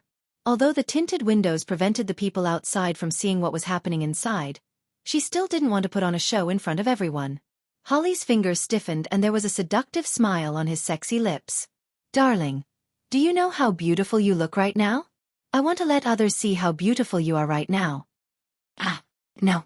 Darling, I was wrong." Her cheeks were red and her eyes were misty. She seemed to be obsessed and in pain at the same time. He kissed her red and swollen lips and said in a low voice, "Beg me." Her body trembled and she was almost defeated by his actions. Her voice was gentle and seductive. "Darling, I beg you." "Good girl." He kissed her lips in satisfaction and slowly pulled his fingers out. At the same time, the traffic police knocked on the car window. Holly ignored them and took out a tissue. He wiped his fingers elegantly and wiped the liquid off his fingers bit by bit. Knock knock. The knocking on the window became louder. He slowly took off his suit jacket and put it on Shui Ruyan's shoulders. Shui Ruyan blushed and used the jacket to cover the mess on her body. "Sir, please get out of the car." The traffic police knocked on the window again. Holly pressed the button and the window slowly lowered. He looked at the traffic police expressionlessly. "What's the matter?" After the traffic police saluted, he said, "Sir, you can't park here. Please drive away quickly." "Okay," Holly replied indifferently. The car sped on the road at the fastest speed and finally stopped in front of a luxurious villa. Holly pulled Shui Ruyan out of the passenger seat and strode toward the villa. He entered a string of passwords at the entrance and the door opened automatically. When they entered the villa, they saw that it was decorated in the style of a European palace. It was simple and elegant, exuding a strong sense of luxury. After entering, he pressed her against the wall and kissed her forcefully on the lips, conquering her. Flames burst out and burned the two of them. He tore the suit jacket off her shoulders and threw it on the ground. His right hand touched her back and pulled down the zipper. She also reached out to unbutton his shirt. Just as she unbuttoned one button, he suddenly grabbed the lapel with both hands and took off his shirt. The clean and tidy living room was in a mess in an instant. His shirt was thrown at the door, her skirt was thrown on the sofa, his pants were thrown at the corner of the stairs, and her underwear was thrown in the corridor leading to the bedroom. By the time he placed her on the large palatial bed, they were already facing each other naked, with no cover at all. He didn't give her any chance to breathe and penetrated her fiercely. She grabbed his arm tightly and moved up and down with his movements. He rubbed, teased, and tortured her constantly, but he just didn't let her be satisfied. She stared at him with wet eyes and bit her red lips to express her dissatisfaction. His lips curled up into a sinister smile. "Baby, I thought you were still thinking about him." She whimpered. "Of course not. My body and mind are all yours now." He bit her neck and panted heavily. "Prove it to me. I love you." She hugged him tightly and whispered in his ear. Her slender legs wrapped around his lean back. He growled and his movements became more and more intense. Finally, he led her to the peak. Lying in his arms, she closed her eyes and panted. Her heart was beating so fast that it almost jumped out of her chest. Only she knew that at the moment when they were walking in the clouds, she had treated him as someone else's substitute. Add Song Shu 566. Chapter 284. 2 days later, the Dr. Bailey Han invited from the United States, Louis, rushed to Rome. He brought the special medicine with him, and Xiao Guai took the medicine under his guidance. The equipment recorded the changes in her condition 24 hours a day, and the doctors and nurses were on high alert. Louis had already arranged several emergency response plans in advance. Everyone was waiting anxiously. On the first day Xiao Guai took the medicine, there were no special effects, but there were no side effects either. On the second day, the symptoms of her bleeding gums subsided. On the third day, her gums stopped bleeding, and the blood spots and petechiae on her body faded. The whole family was very happy, and Louis decided to continue her medicine. A week passed, and she became more and more sleepy. She slept most of the day. After breakfast, she would go to bed early, after lunch, she would take a nap, and after dinner, she would sleep until the next day. However, after sleeping for so long, she still looked drowsy when she was awake. Sometimes, she would play with her brothers and fall asleep in Bailey Han's arms. Bailey Han was worried that it was a side effect of the special medicine. After Louis carefully examined her, he said that other than drowsiness, there were no other side effects. After careful consideration, Bailey Han decided to let Xiao Guai continue to take the special medicine. 2 days later, Xiao Guai's condition did not continue to worsen, but she was still very weak. Every day, except for lying in the sterile ward, she could not go outside. Occasionally, when she was in good spirits, she would get out of bed, walk a few steps, and play with her 2 brothers for a while. Xia Dong was ready for the surgery. After the examination, Terence said, "Mrs. Bailey, based on your current condition, there is no need for a hysterectomy. You just need to remove the uterine fibroids when you have a C-section." Xia Dong said excitedly, "Really? That's great, Terence. Thank you very much." Bailey Han reached out and held Terence's hands tightly. "Thank you." At this moment, tears welled up in his eyes. Finally, they had overcome one obstacle, but there were still other obstacles that could be overcome. Coming out of the office, Bailey Han couldn't wait to hug Xia Dong and kiss her passionately. He didn't let go of her until her breathing became erratic. He pressed his chin against her neck and deeply breathed in her unique fragrance. His surging emotions couldn't calm down for a long time. The doctor set the time for the operation, which was 2 days later. During the video call with his family, Bailey Han relayed the news to them. They were all very nervous, but no one showed it. Everyone comforted them and prayed for them. That night, Mika Kito called. Xia, I heard from Holly that you and Xiao Guai are going to undergo surgery." Xia Dong grunted and pretended to be relaxed as she said, 2 days ago, Xiao Guai was still talking about you. You have to come and see her when you're free." The sound of the airport announcement came from the phone. Mika Kito chuckled softly. "I'm at the airport now. Xiao Guai will be able to see me tomorrow morning." Xia Dong was stunned for a moment. She was touched. "Brother Shin, you didn't have to rush over now." His voice was gentle. Xia, don't be afraid." She felt a lump in her throat. I am not afraid." He suddenly stopped in his tracks. Suzaku was walking behind Mika Kito. When she saw him stop, she also stopped in her tracks. She heard his gentle voice. "Yes, Xia is a brave girl. Of course, I'm not afraid." Suzaku was suddenly stunned. Many years ago, she was still a little girl who was afraid of thunder. One day, there was a thunderstorm and she hid in the closet. Everyone was looking for her like crazy. In the end, a little boy opened the closet and found her. She was afraid that he would laugh at her, so she preemptively said, "I'm playing hide and seek here. I'm not afraid." The little boy was surprised at first, but then he laughed and said, "I know you're a brave girl. You won't be afraid." "Suzaku." Mika Kito's deep and cold voice came from behind her. Suzaku snapped back to her senses and realized that Mika Kito had already ended the call. He was standing 4 or 5 meters away from her and looking back at her. She hurriedly caught up with him and said, "Sorry." His gaze was deep as he said calmly, "Is there something on your mind?" She was like a child who had been caught red-handed. She pursed her lips uncomfortably. "No." He looked at her with a clear gaze. "If you have any difficulties, you can tell me." In his eyes, she had always been calm and steady. He rarely saw her in a daze. But just now with the crowd coming and going, she was like a puppet standing there in a daze. It made him feel very strange. She was slightly stunned and smiled. "No, thank you." He grunted in a low voice. "Okay, let's go." Xia Dong hung up the phone and was a little lost. Bailey Han hugged her from behind and whispered, "Are you thinking about him?" She leaned back in his arms and said softly, "I just feel that Brother Shen is too good to me. He's so good that it makes me feel guilty." He stroked her hair. "He did all this willingly. In his eyes, he will only be happy if you are happy." Although he was unhappy, he had to admit that he admired Mika Kito. "Yeah, I know." Because she knew, she felt even worse. She also wanted him to be happy. "Don't think about it anymore.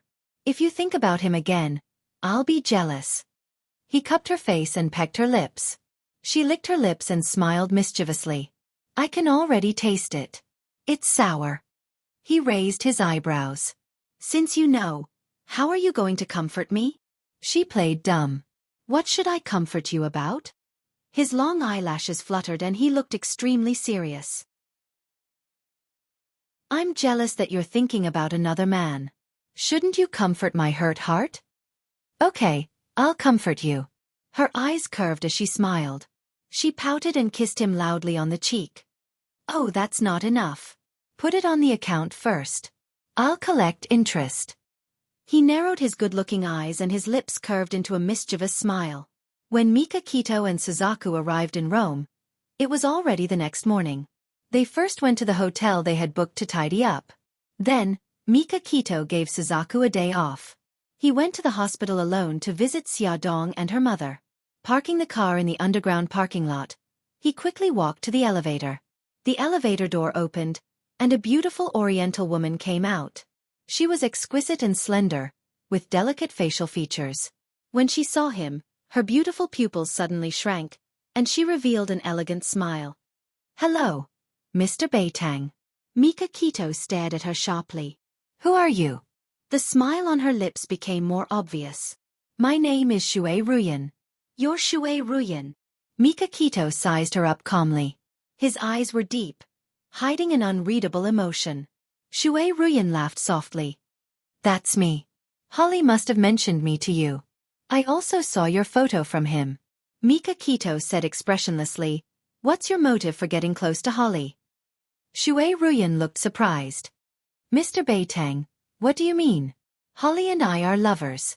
I like him." Mika Kito pursed his thin lips and did not comment. "Is that so?" "In my opinion, women get close to Holly either for his money or power." It was a well-known fact that Holly loved to play. In the past, except for physical relationships, all of his women approached him with ulterior motives. Mika Kito naturally placed Shui Ruyan in that category. Shui Ruyan did not know whether to laugh or cry. "Mr. Beitang, it's good that you care about Holly. But you're wrong for making wild guesses. I'm sincere about Holly." Mika Kito said indifferently, "This is between you and Holly. I won't ask too much. But if you hurt Holly or the people around him, I won't let you off." Previously, when Holly introduced Shui Ruyan to him over the phone, he could tell that Holly loved her very much. He did not want this man, who was like his own brother, to be hurt. Shui Ruyan's eyes flashed with complicated emotions. She smiled and said, "What you're worried about will never happen." "That's good."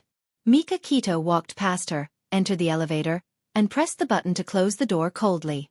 Before Mika Kito came to the hospital, he had talked to Xia Dong on the phone. When he arrived, Bailey Han, Xia Dong, and the children were all there. Everyone was happy to see him. Of course, Bailey Han was not included. Although he admired Mika Kito, he felt a sense of crisis. On the surface, he and Mika Kito got along well, but they were still competing secretly. Mika Kito coaxed Xiao Guai to sleep. When everyone came out of the ward, Mika Kito asked Xia Dong, "Was Shui Ruyan here just now?"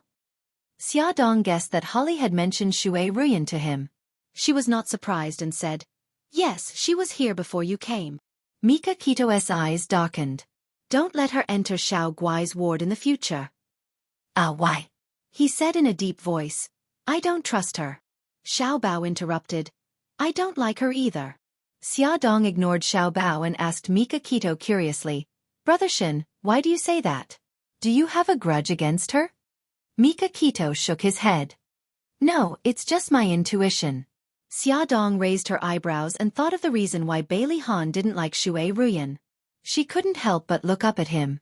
The corners of his lips curled up, and his expression clearly said, "See, I'm not the only one who doesn't like Shui Ruyan."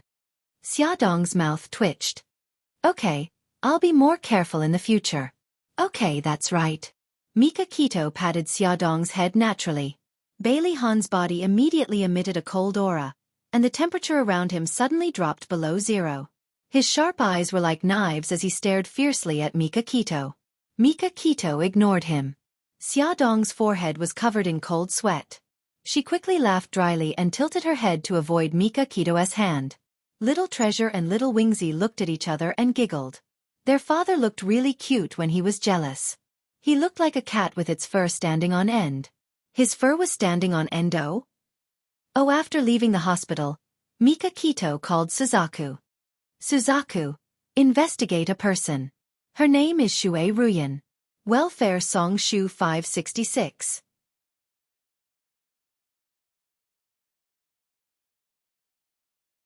Chapter 285. It was a very important day. Terence was going to perform a C-section on Xiaodong. After removing the fetus, he would immediately perform a fibroid removal operation. At the same time, Xiao Guai's attending doctor would extract the newborn's umbilical cord blood and perform the operation on Xiao Guai in the operating theater on a different floor of the same hospital.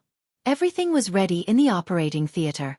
Xiaodong lay on the surgical trolley while Bailey Han and Mika Kito stood on either side of the trolley. Bailey Han held her hand tightly and said gently, "Honey, don't be afraid. I'll be right here with you." His palms were wet and sweaty as he held her hand so tightly. In fact, he was even more nervous and afraid than she was. However, he hid all his negative emotions and tried his best to comfort and encourage her. Xiaodong held his hand tightly and smiled. "Honey, don't be nervous. The baby and I will be fine. Xiao Guai will be fine too." He nodded heavily. "Yes, you'll be fine." Xiaodong grinned and turned her head slowly to look at Mika Kito. Mika Kito stroked her sweat-soaked hair and said in a deep voice, "Xia, don't worry. We're all here." "Yes, Brother Shin. Thank you." She smiled at him gratefully. It was almost time. The nurse reminded them kindly, the patient should be pushed into the operating theater. "Please make way."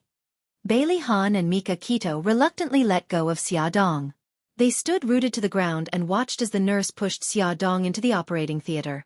The door to the operating theater slammed shut and their hearts skipped a beat. The two of them sat upright on the sofa and waited.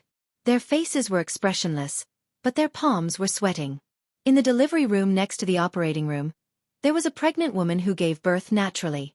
Before Xiaodong entered the operating room, she had already been screaming. It had been an hour since Xiaodong had entered the operating room, but she still hadn't stopped screaming. Hearing this, Bailey Han and Bailey Han broke out in cold sweat. The veins on Bailey Han's forehead bulged. Mika Kito pressed her hands tightly on her legs. Both of them stared anxiously at the operating room. Wah! Half an hour later, in the empty corridor, there was suddenly the sound of a baby crying. The two of them suddenly jumped up and ran towards the operating room.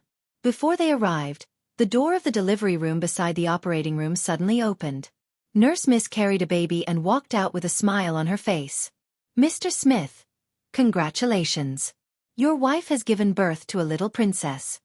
A blond man with blue eyes rushed over at the speed of a rocket. He murmured excitedly, God bless, my dear child." Bailey Han and Mika Kito froze in their tracks. After the ecstasy, their hearts turned cold as if they had been doused with cold water. They looked at each other and quietly withdrew their gazes. They decided not to return to the sofa and stood at the door of the operating theater to wait. For the first time, Bailey Han deeply understood what it meant to live like a year and what it meant to suffer. He turned to look at Mika Kito and asked in a hoarse voice, 5 years ago, when Xia gave birth to Xiao Bao and the others, were you the one who was with her the whole time? Yes, Mika Kito said softly. She gave birth naturally. She was in labor for more than 10 hours. The pain she suffered at the time was similar to when she was addicted to drugs. After she gave birth, she fainted from the pain. As she recalled the past, Mika Kito's eyes were filled with deep sorrow. Bailey Han's heart also ached with every word he said. He clenched his fists tightly. He almost didn't dare to imagine how she looked when she was sweating profusely and losing control during labor. He was so upset and regretful that he wasn't by her side at that critical moment. Wah wah wah wah. Finally, the baby's cries came from the operating theater. Bailey Han trembled all over. The nurse opened the door of the operating theater and carried the baby out. She smiled and said, "It's a little princess. Mr. Bailey, congratulations." Bailey Han did not look at the baby. He asked anxiously, "How is my wife?" The operation was very successful. The fibroid has been removed. Now we will send the baby to the nursery. The baby's umbilical cord blood will also be sent to the operating theater on the 12th floor. The 12th floor was the floor where Xiao Guai was. Next, Xiao Guai would undergo the umbilical cord blood transplant operation. Bailey Han was relieved. "Nurse miss, let me hold the baby." The nurse smiled and handed the baby to him. He took the baby with trembling hands. His movements were so stiff that he did not even know where to put his hands. The baby was so small.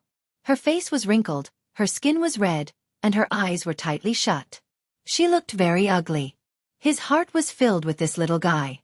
Bailey Han wanted to laugh, but he could not control the tears in his eyes. As a clean freak, he did not mind that the baby had just been taken out of the womb. He lowered his head and kissed the baby's little forehead. His voice was hoarse. "Baby, I'm Daddy." Mika Kito also hugged the baby. Her mood was extremely complicated. The nurse took the baby to the nursery. Bailey Han watched her go reluctantly. The doctor was stitching up the wound in the operating theater. After more than half an hour, he let Bailey Han and the others in. He saw the bloody sheet in the nurse's hands and suddenly shivered. Xia Dong was still unconscious because of the anesthetic. Her face was as pale as paper. Bailey Han bent down and kissed her sweat-dampened forehead. He said hoarsely, "Honey, you've suffered." He suddenly turned his head and covered his face. His shoulders were trembling violently. Mika Kito looked at him, and then looked deeply at Xia Dong. She left the operating theater silently. Tears flowed down through his fingers. Bailey Han tried his best to control his emotions. After a few seconds, his rapidly heaving chest calmed down. He wiped away his tears, turned around, and held Xia Dong's hands tightly. After more than 10 minutes, the nurse pushed Xia Dong into the ward. Bailey Han refused the nurse's help. He got warm water and personally wiped her face. After covering her with the quilt, he kissed her forehead and asked the nurse to come in. He went to the 12th floor to visit Xiao Guai. Xiao Guai was lying on the surgical trolley, waiting for the operating theater to be ready. Mika Kito's eyes were smiling. She said something softly to her. Her clear eyes were filled with surprise. She asked softly, "What happened next? What happened next?" It turned out that Mika Kito was telling her a fairy tale. Bailey Han smiled and walked over to them quickly. "Daddy." Xiao Guai's eyes lit up when she saw him. "Uncle Shen said that Mommy gave birth to a little sister. Is that true?" Bailey Han smiled gently. "It's true. Gigai will be an older sister in the future." "That's great. I'm an older sister. I'll definitely treat my little sister well." Although Xiao Guai was weak, she was in good spirits. She grinned happily. Bailey Han patted her head and said gently, "Gigai, you'll be entering the operating theater soon. Don't be afraid. Daddy and Uncle Shen are here." Yes, I'm not afraid. Uncle Shen said that I'll just be sleeping inside. When I wake up, the illness will be gone." He held her soft little hand. "When you wake up, Daddy will take you to see your little sister." Yes. That's great."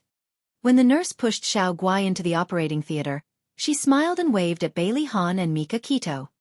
"Daddy, Uncle Shen, see you later." "See you later," the two men said in unison and smiled at the same time. The operation had been going on for 8 hours.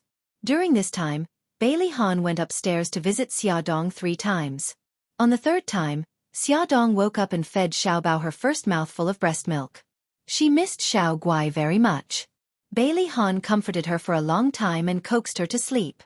Then, he went downstairs to wait for the operation to end. During this time, Holly came over and asked them to eat. He waited here, but Bailey Han and Mika Keto declined. They had no appetite. Holly frowned and ordered takeout. If you two don't eat, how will you have the strength to wait for Xiao Guai to come out? Don't wait for her to come out and collapse again. Quick, eat something. Holly stuffed 2 lunchboxes into their hands and pointed to the hall not far away. There are tables and chairs there. Go there and eat before coming back. I'll wait here. They forced themselves to eat something. After waiting for more than 2 hours, the door of the operating theater finally opened. Doctor, how is my daughter? Bailey Han greeted him nervously. Mika Keto and Holly followed closely behind. The doctor took off his mask and smiled. Don't worry. The patient's operation was very successful. Thank you. The 3 of them thanked him profusely. The problem that had troubled them for a long time could finally be resolved. The nurse pushed Xiao Guai out of the operating theater. Bailey Han and the others followed her into the ward. After confirming that Xiao Guai was fine, they called the nurse to take care of Xiao Guai. Then they got up and left. It was already past 1 o'clock in the morning. Mika Keto returned to the hotel, Holly returned to his villa, and Bailey Han went upstairs while calling his family in China to let them know that he was safe. Xia Dong was a light sleeper. Just as Bailey Han walked to her bed, she opened her eyes. Is the operation over? Bailey Han's brows relaxed and he smiled gently. It's over. The operation was very successful. Honey, you can rest now. Xia Dong raised her hand and caressed his face. Her heart ached as she said, Honey, it's been hard on you today. He had been anxiously waiting for 2 operations. He must be very tired now. He held her hand and rubbed his cheek against it. He whispered, This little bit of hard work is nothing compared to what you've suffered. Honey, now that the anesthetic has worn off, does the wound hurt? She shook her head. Actually, it doesn't hurt that much. It was such a long wound. How could it not hurt? She just didn't want him to worry. How could he not understand? His heart ached as he hugged her. He was very careful not to touch her wound. His voice was hoarse. Silly girl, if it hurts, tell me. Don't force yourself. I'm fine. I'm really fine. Xia Dong patted his back gently. It's still early. You should rest for a while. She patted the spot beside her and smiled gently. The bed is very wide. You can sleep with me. Okay. He kissed her forehead. Attention, Hong Cha 866.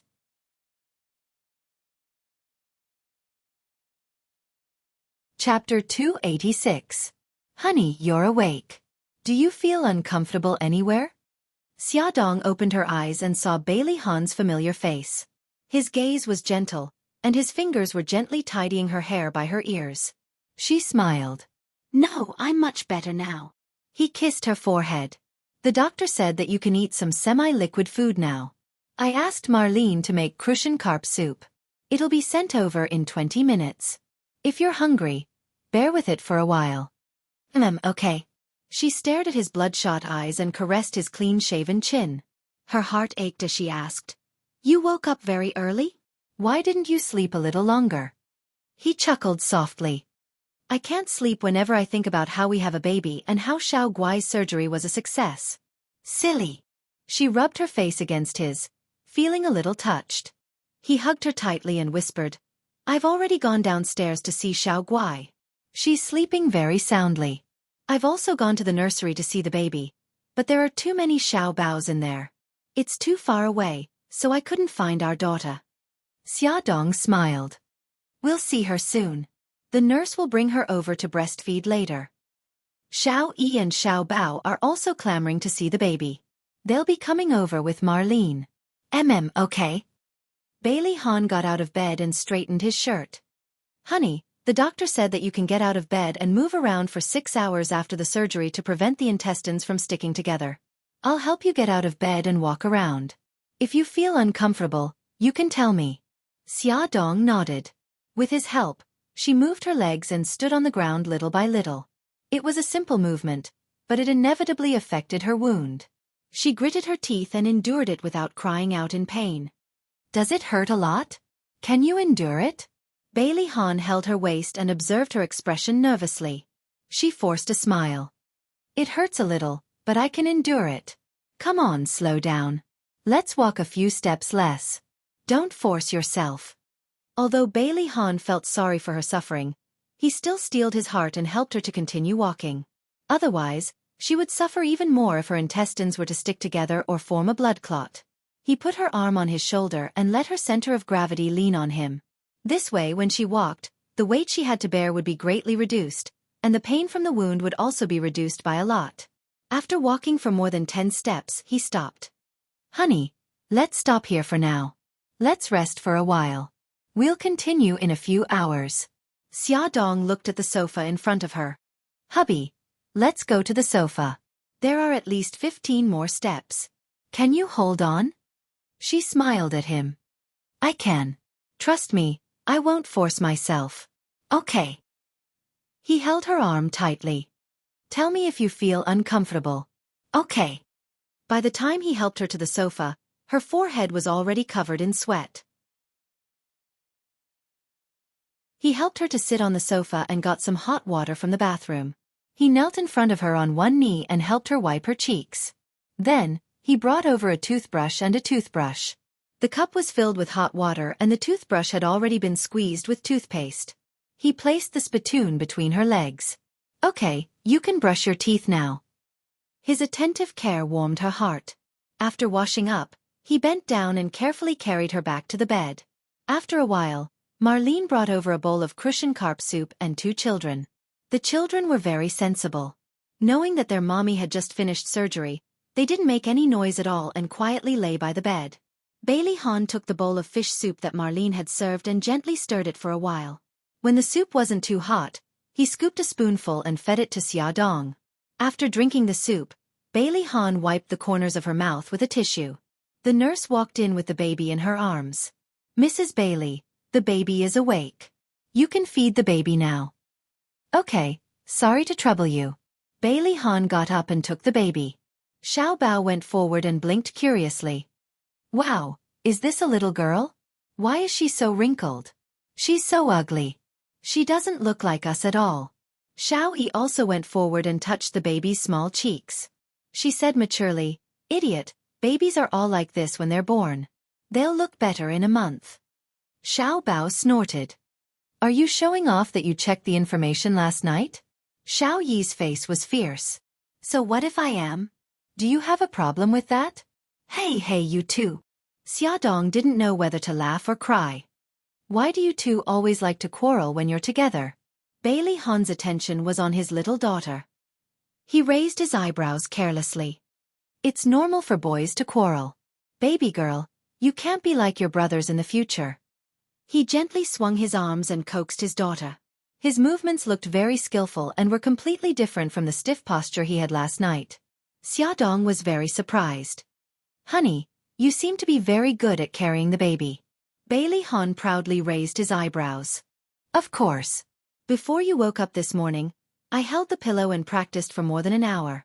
Xiao Yi and Xiao Bao burst into laughter. Xiaodong couldn't help but laugh when she imagined Bailey Han holding the pillow and humming a lullaby. Bailey Han didn't realize that he was being mocked at all. He said calmly, Mother, the baby is hungry. Hurry up and feed her. Oh, okay. Honey, take Xiao Yi and Xiao Bao out first. Oh, she almost forgot that her daughter was still hungry. Bailey Han placed the baby in her arms, then patted Xiao Yi and Xiao Bao's heads. He held their little hands and walked out of the ward. The 3 of them sat on the sofa in the corridor. Xiao Bao's 2 short legs swung in front and back. Xiao Yi supported her head with one hand and had a serious expression on her face. It was as if she was thinking about some philosophy of life. Xiao Yi suddenly turned her head. She puffed up her cheeks and looked seriously at Bailey Han. Daddy, has the little sister been named? Xiao Bao leaned over and blinked her beautiful eyes. You're called Bailey Yi, I'm called Bailey Bao. Gigai is called Bailey Guai, and the little sister is called Bailey Bei, okay? Xiao Yi bluntly rejected his suggestion. Bei. It doesn't sound nice. It's like a puppy's name.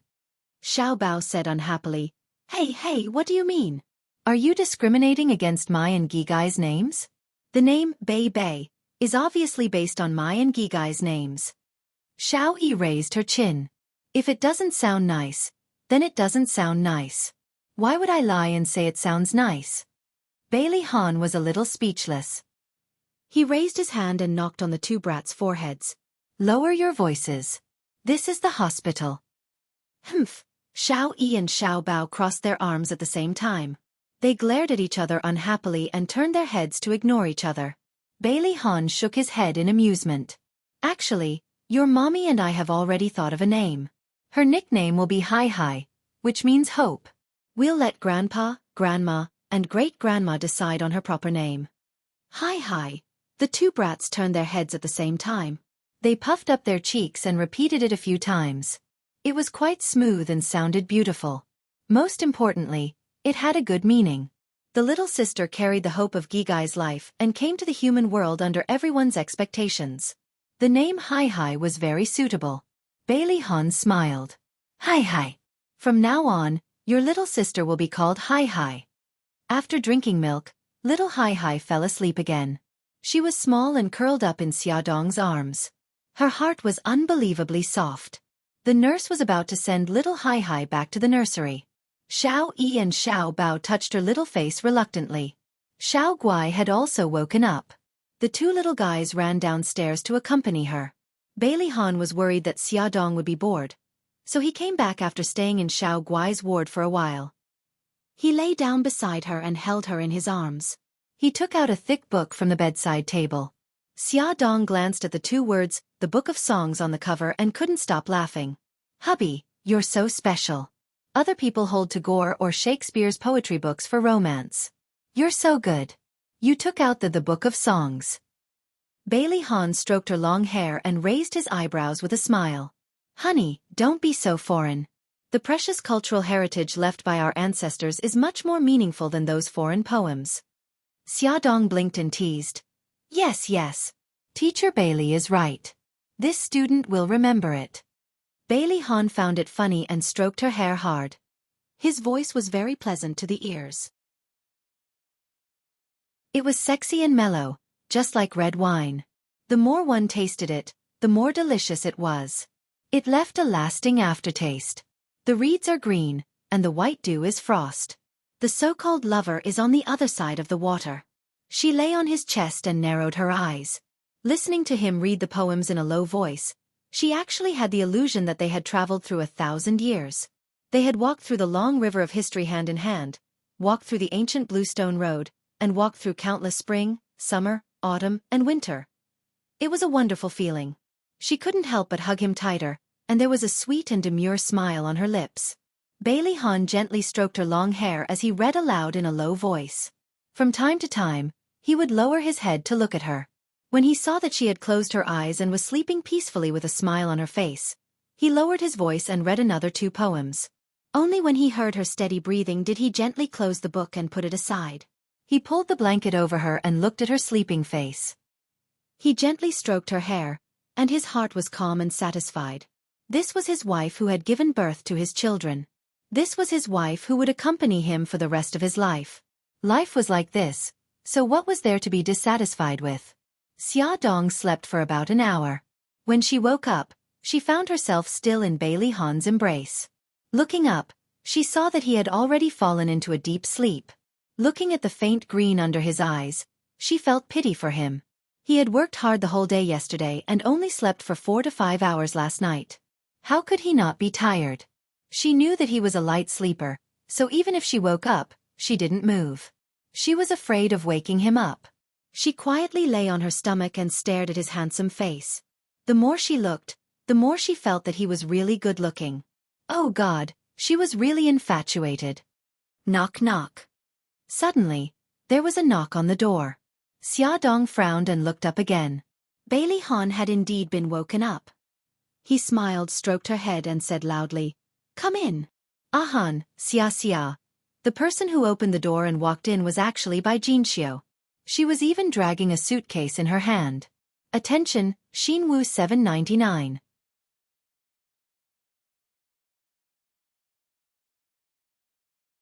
Chapter 287.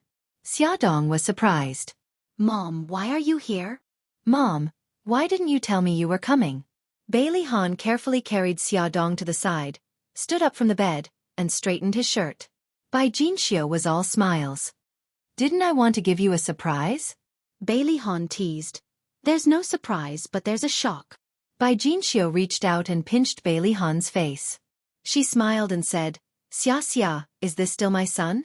He actually knows how to joke. Mom, Bailey Han sounded helpless. Xiaodong covered her mouth and laughed. Mom, don't tease Ahan anymore. Ahan is thin-skinned. Look, his face is red. Bailey Han sounded even more helpless. How am I blushing? Okay, I won't tease you anymore. Bai Jinxiu patted him on the shoulder and motioned for him to lower his head. Let Mom see your wound. It's all healed.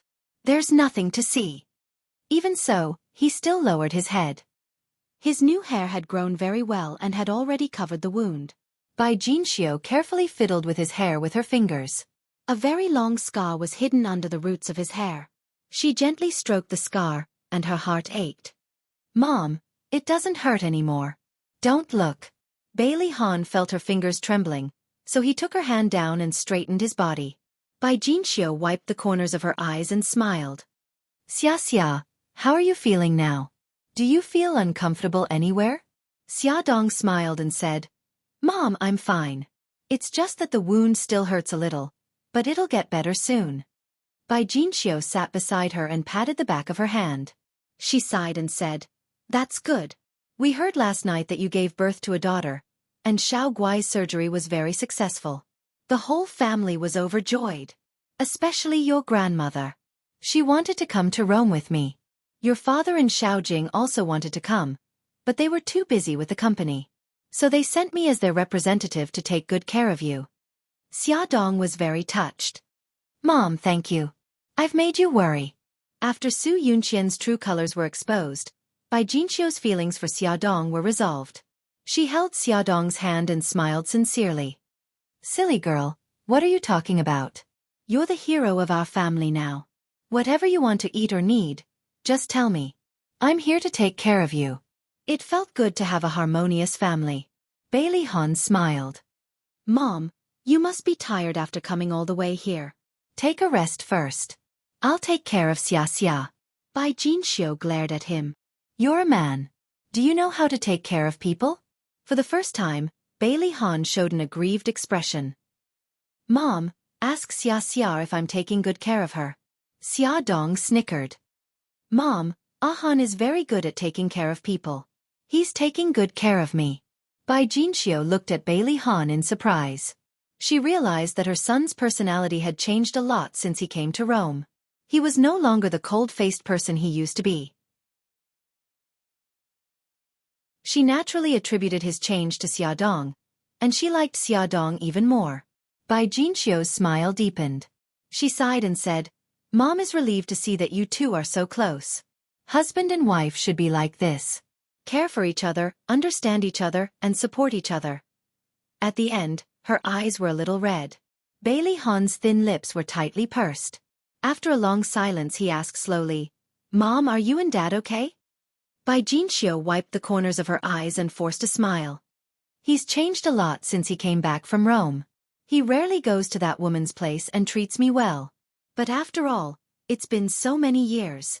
It's impossible for him not to contact me at all. Xiaodong did not know how to comfort her. After all, it was not appropriate for her to intervene in the problems between her father-in-law and mother-in-law. She quietly poked Bailey Han's arm. He pursed his lips, took a tissue, and handed it to Bai Jinxiu. He said in a deep voice, Mom, one day, Dad will understand what's most important to him. Give him some time. Bai Jinxiu took the tissue and wiped the corners of her eyes.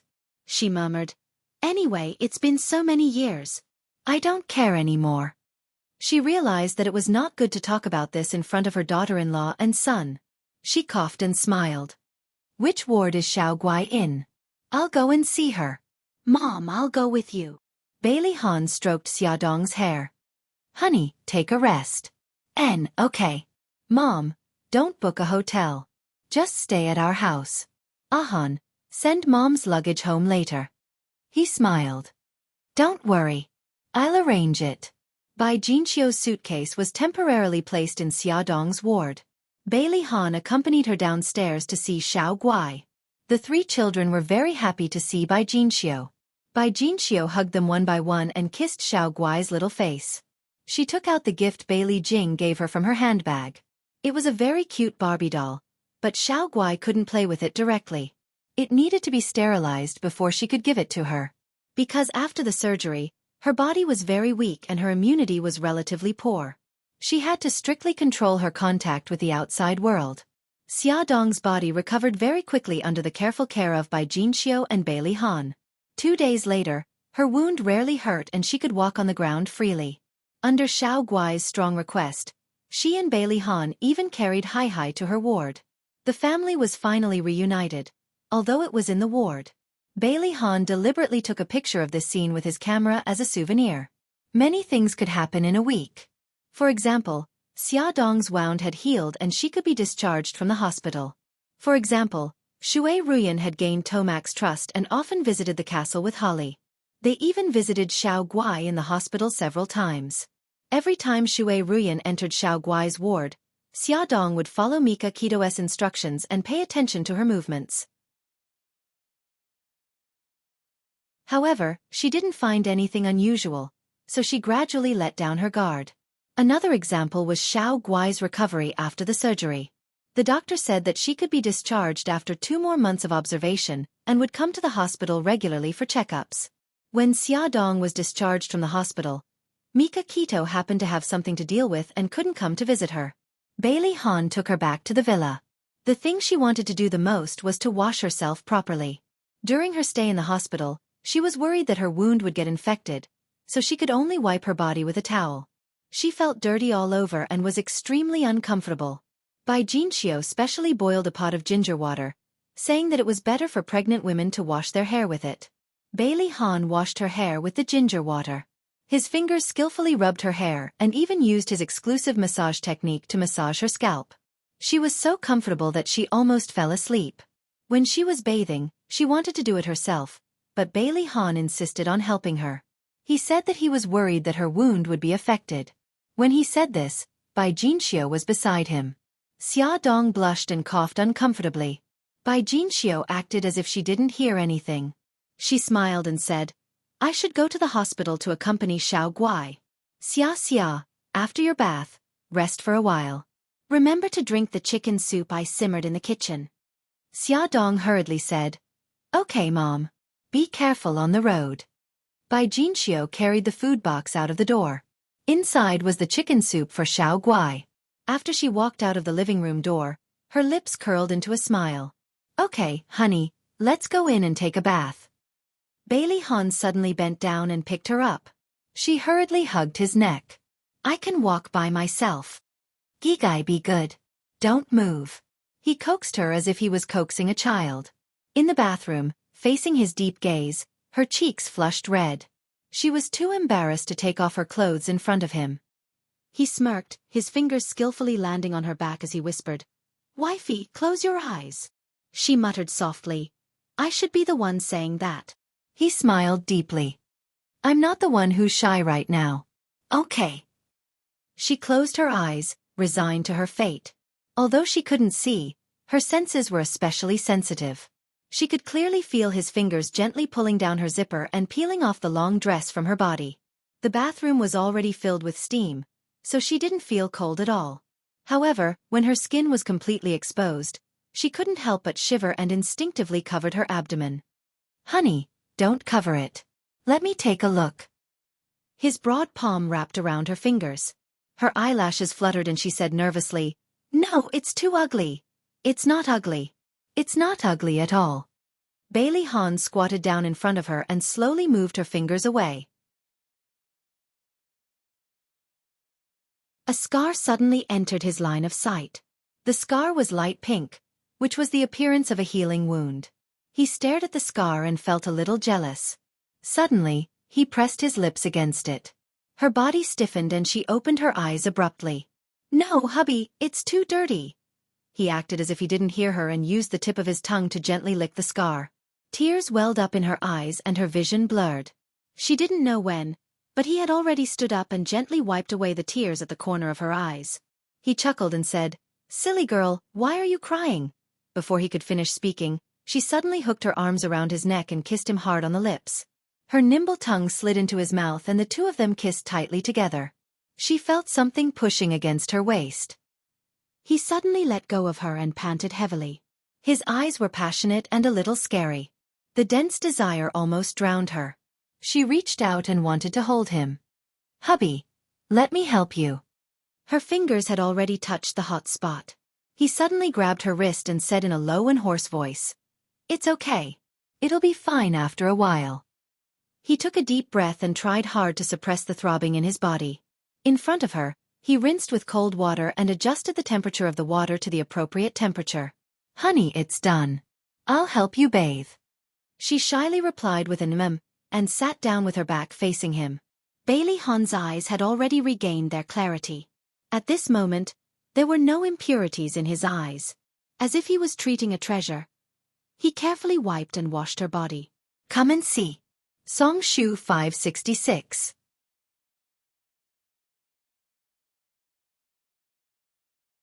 Chapter 288. Late at night, in the study of the Dark Knight Castle, Tomac swirled the red wine in his hand and glanced at Mika Kito sitting opposite him. "Shen, have you thought about the matter I mentioned to you last time?" Mika Kito looked calm. "What do you mean, father?" Tomac put the wine glass on the table. "The inheritance of the Dark Knight family." Mika Kito looked serious. "Father, I can't do that." "Why?" "Holly has changed a lot in the past 2 years. He has matured a lot and can take charge of things independently. You should hand over the Dark Knight family to him." Tomac said slowly. 2 years ago, I did say that if Holly could change, I would consider handing over the family to him. But I'm not satisfied with what he has done in the past 2 years. Mika Kito pursed her lips.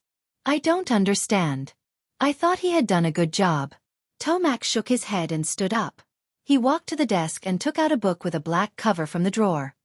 He handed the book to Mika Kito and looked angry. "Look at this book." Bei Tangshen took the book and opened it to the first page. On the first page, there were 2 big words written in Italian, "Account Book." As he flipped to the back, he saw that every line was transaction information. The things recorded in the account book shocked him. He flipped through the account book without changing his expression and slowly raised his head. "You suspect Holly of corruption?" Tomac sneered. "It's not a suspicion. This is the evidence of Holly's corruption." He pocketed a total of 12 billion yuan after taking charge of those companies. Bei Tangshen said in a deep voice, "Foster father, could there be some misunderstanding?" Tomac raised his palm. His expression solemn and resolute. "There can't be a misunderstanding. I spent a lot of effort to get this account book." "Ah Shen, do you know where he spent the money?" "Gambling, horse racing, playing with women. If he were not my nephew, I would have punished him. In short, the Dark Knight family can't be handed over to him. He will ruin the family sooner or later." Mika Kito frowned and pondered for a moment. "Father, I still can't agree to your request. After all, I'm an outsider. If I inherit the family, I can't convince the public and there will be misunderstandings between Holly and me. You're still healthy. Why don't you give Holly 2 years to change his bad habits?" Tomac shook his head. "Ah Shen, there's an old saying in China. It's easy to change mountains and rivers, but it's hard to change one's nature. It's very difficult for Holly to change his bad habits. When I was still alive, he was already so brazenly greedy. After I die, who knows what he'll do? I'm still worried about handing the family over to him." Mika Kito frowned and pondered for a long time. "Father, do you think it's feasible? Holly will inherit the family and I'll help him for 3 years. After 3 years, if he doesn't change his bad habits, I'll inherit the family. If he's willing to turn over a new leaf, he'll continue to inherit the family." Tomac patted his shoulder heavily. "Shen, the family and Holly will be handed over to you." Mika Kito looked serious. "Father, don't worry. As long as I, Mika Kito, am alive, I won't let the family be ruined by Holly." Good. Tomac was very pleased. I plan to announce this on the day of Hai's 1-month-old celebration. Father, aren't you being too hasty? Holly doesn't know about this yet, right? Tomac smiled. I'm old. I've long wanted to pass this responsibility to you youngsters. Shin, don't worry. I'll talk to Holly. Mika Kito came out of the castle and drove back to the city. Suzaka drove while he sat in the back with a serious expression. He knew Holly well. Although he appeared to be easy to get along with, he was actually a ruthless person who was full of ambition for the family business. Would Holly bear a grudge against him because of Tomac's decision? He rubbed his eyebrows with a headache. He suddenly felt that it was a wrong decision to ask for Holly's assistance. He didn't know how many conflicts there would be in the future. The next day, Tomac called Holly to the castle.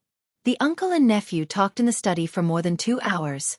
When Holly came out of the study, his face was very ugly. He rushed out of the castle and got into the car. He sped all the way. His hands were tightly holding the steering wheel. The veins on the back of his hands were throbbing.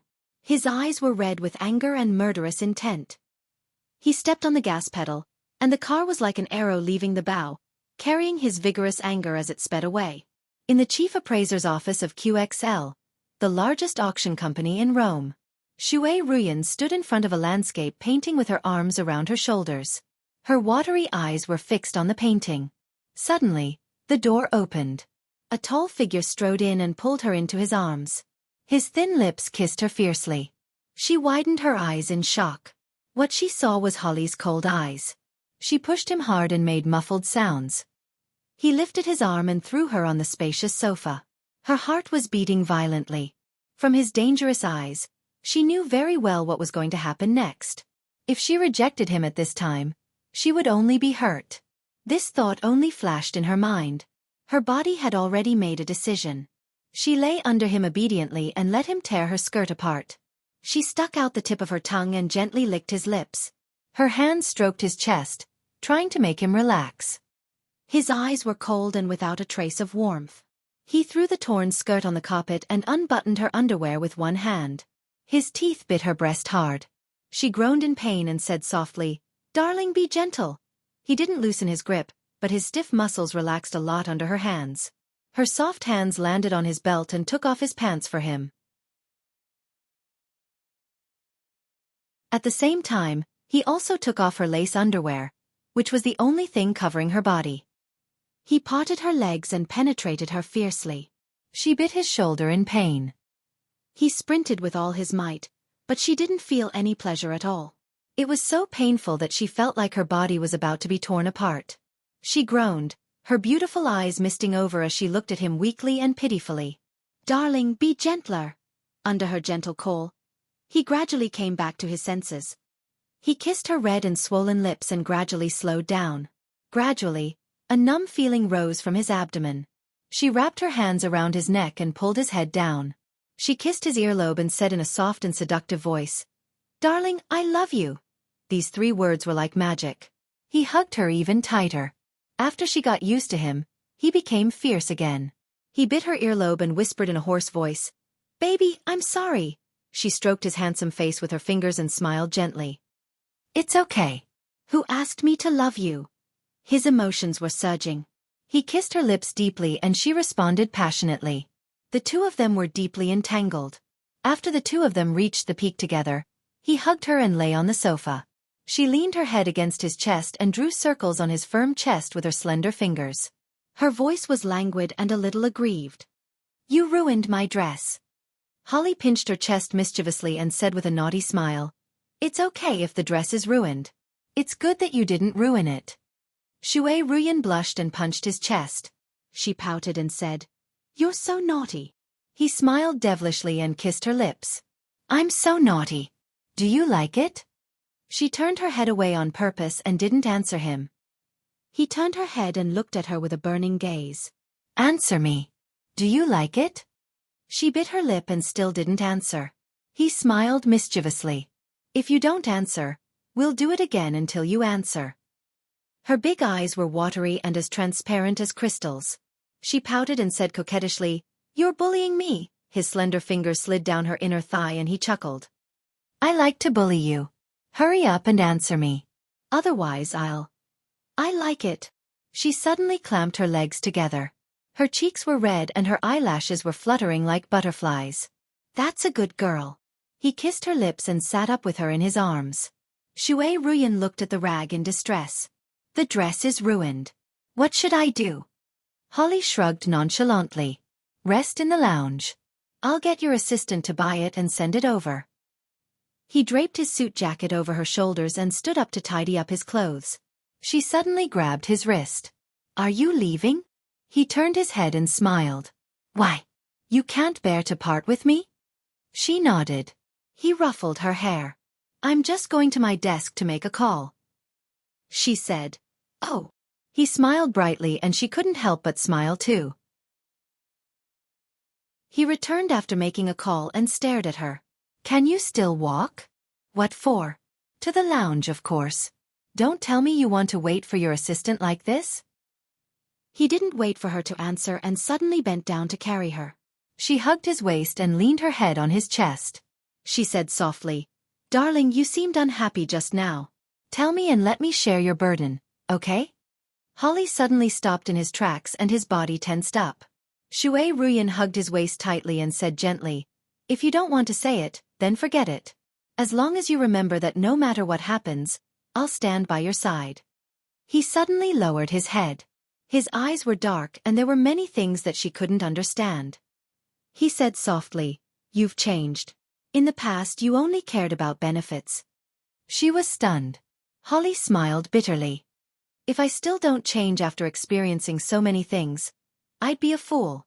Holly, during my most difficult time, you were the one who gave me a second chance. I'm very grateful to you. The two of us are actually very similar.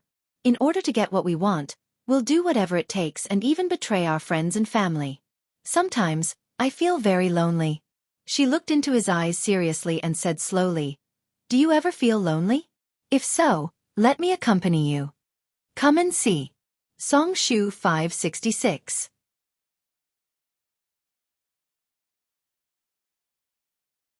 Chapter 289.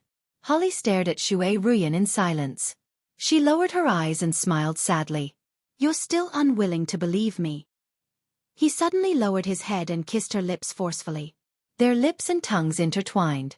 He kissed her as he carried her to the lounge. He kicked the door shut with his right foot. In the resting room, there was a very comfortable bed. He placed her on it and leaned his body on top of her. Unlike the rough and violent kiss just now, this time, he kissed her very gently. His hands teased her sensitive areas. She gasped for breath and gradually softened in his arms. Both of them were sweating profusely when they heard the assistant knocking on the door. Miss Shui, I've bought the clothes. Should I send them in now? Shui Ruyan was nervous and instinctively clamped her legs together. This action made Holly so comfortable that he almost ejaculated. Sweat flowed down from his hair and fell on her pink breasts. He looked extremely lewd. She grabbed his arm nervously. Darling, what should we do? Idiot. She doesn't dare to come in. She'll leave if she doesn't hear a response. He didn't stop and continued to attack her. He even hit a certain part of her body. She almost screamed out loud and quickly bit her lips. The assistant knocked on the door again. Miss Shui? Shui Ruyan's eyes were watery and charming. She was panting and hesitating if she should make a sound. After that, she didn't hear the assistant knocking on the door. He probably really left. She heaved a sigh of relief. Her expression pleased him. He smiled wickedly and moved faster. In the end, he hugged her tightly. A warm current poured into her body and she came out with him. He hugged her and said in a sexy and husky voice, Uncle called me to the castle today. She looked up at him and didn't say anything. She just listened quietly. He continued.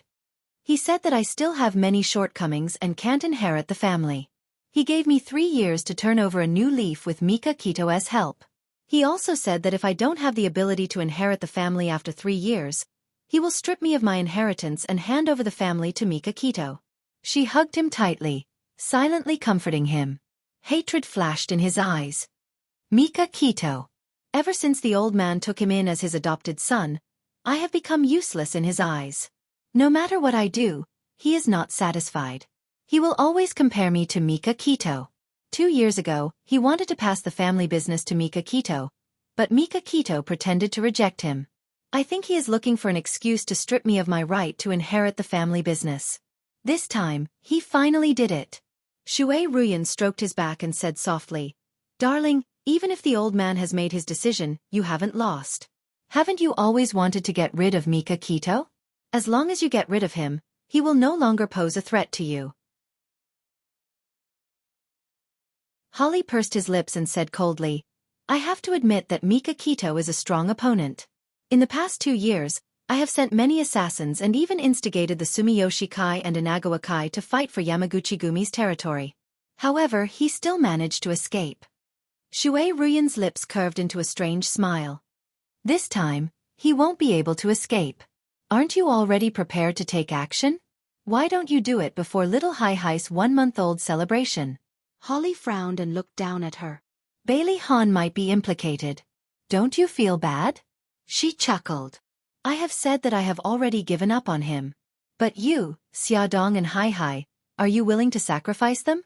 Holly's light blue eyes were filled with complicated emotions. His thin lips were pursed and he tightened his grip on her shoulders. She smiled faintly. "If you can't bear to, then forget it. We will think of other ways." He slowly closed his eyes and was silent for a long time. When he opened them again, his eyes were filled with coldness. "As long as I can defeat Mika Kito, I will do anything." She lay on his chest and was silent for a moment. Then she said lazily, "I need to work." He raised his eyebrows and looked at her. "So?" She pinched his handsome face. "So you should leave now." He grabbed her hand. "I am the boss. I will give you a day off." She smiled. "Thank you very much, boss. But you have to let me put on my clothes." They had been fooling around for a long time and he did not want to continue. He got out of bed and went to the bathroom to tidy himself up. He walked to her side and kissed her forehead. "I will ask my assistant to send your clothes in. You can rest for a while and then I will ask the driver to send you back to the villa. I will go out to settle some matters." She smiled obediently. "Okay. Be careful on the way back." He nodded and walked to the door.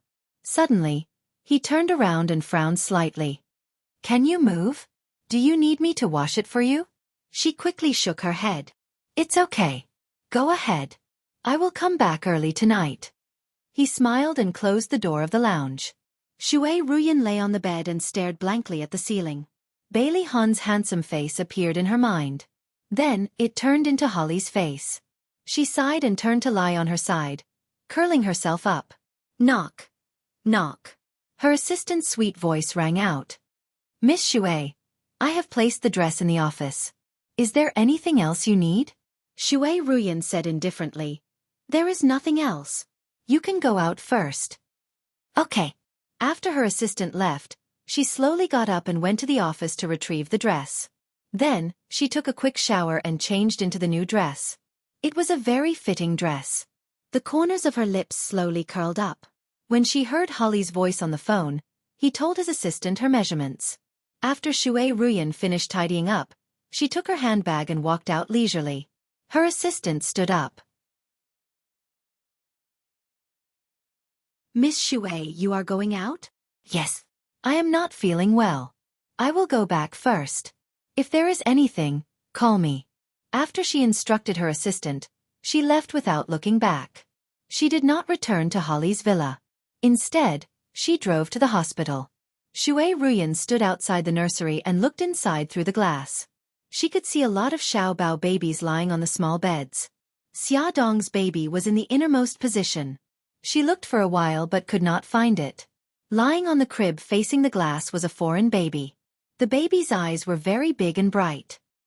He stared at her without blinking. His little mouth moved slightly as if he was very curious. Shui Ruyan smiled and waved at the baby.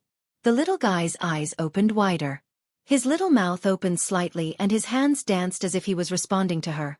The smile on her lips became even more brilliant. The little guy danced for a while and suddenly grinned. The angel-like pure smile made Shui Ruyan suddenly shocked. An idea suddenly popped up in her mind. Perhaps, having a child was not bad. But in the next second, the smile on her face froze. She slowly withdrew her hand, turned around and walked forward indifferently. If it were not for that woman, she would have already had her own baby. She would have even become the mistress of the family. She would not be like now, clinging to a man to live. Every time she got closer to her, Shui Ruyan's hatred deepened, and she hated herself even more. Tomac discussed with Xiaodong and her husband to hold a grand full moon party for Hai Hai. Bailey Han did not want to bother him. But Tomac said that he still had an important matter to announce. Bailey Han also agreed. Because Hai Hai was born prematurely, her body was thin and weak. So, she stayed in the hospital for more than 20 days in an incubator. It was not until a few days before the full moon party that her physical condition improved and met the standards to be discharged. There were many luxury cars parked in the hospital's underground parking lot. The most eye-catching ones were a red Ferrari and a black Rolls-Royce. They belonged to Mika Kito and Bailey Han respectively. Today was the day that Xiaodong and the others picked up Hai Hai from the hospital. Mika Kito happened to be free, so she came with them. A black Audi slowly drove into the blind spot of the surveillance camera. After making sure that there was no one around, a pistol suddenly popped out of the window and smashed the surveillance camera. The door opened and a man in black clothes and a black mask came out. He was carrying a black bag in his hand and strode toward the Ferrari. He lowered his body and suddenly got under the Ferrari. He took out some tools from the bag and fiddled with the car. A few minutes later, he got up from the bottom of the car and walked toward the Rolls-Royce 10 meters away. He did the same thing for a while. Before the hospital security arrived, the man in the mask had jumped into the Audi and quickly fled. Mika Kito and Xiaodong went downstairs together with Suzaku behind them. After saying goodbye, Mika Kito and Suzaku went to the Ferrari. Bailey Han opened the car door with Hai Hai in his arms. Xiaodong sat in the front passenger seat and took the child. Bailey Han got into the driver's seat. After starting the car, he heard a strange sound coming from the car. He stepped on the accelerator, but the car did not move. Xiaodong turned around and asked, "What's wrong?" "It's broken down. Let's get out of the car first and find a tow truck to send it to the 4S store. We'll take a taxi back." Mika Kito sat in the back seat with her eyes closed. Suzaku saw Bailey Han and Xiaodong get out of the car through the rearview mirror. She said calmly, "Their car seems to have broken down." Mika Kito suddenly opened her eyes, got out of the car, and walked towards them. "What's wrong?" Bailey Han was calling for a tow truck when Xiaodong replied, "The car broke down." "Take my car." Hence, Xiaodong and Bailey Han got into the Ferrari with the child in their arms. The Ferrari slowly drove out of the garage. After driving for 2 streets, they saw Xiaodong's villa. Suzaku stepped on the brakes and suddenly realized that the brakes had broken down. The villa was right in front of them, but Suzaku had no intention of stopping the car. Xiaodong looked at Suzaku in the rearview mirror in surprise and reminded her, "Suzaku, we're here." Suzaku said calmly, "The brakes have broken down." Attention, Song Shu 566.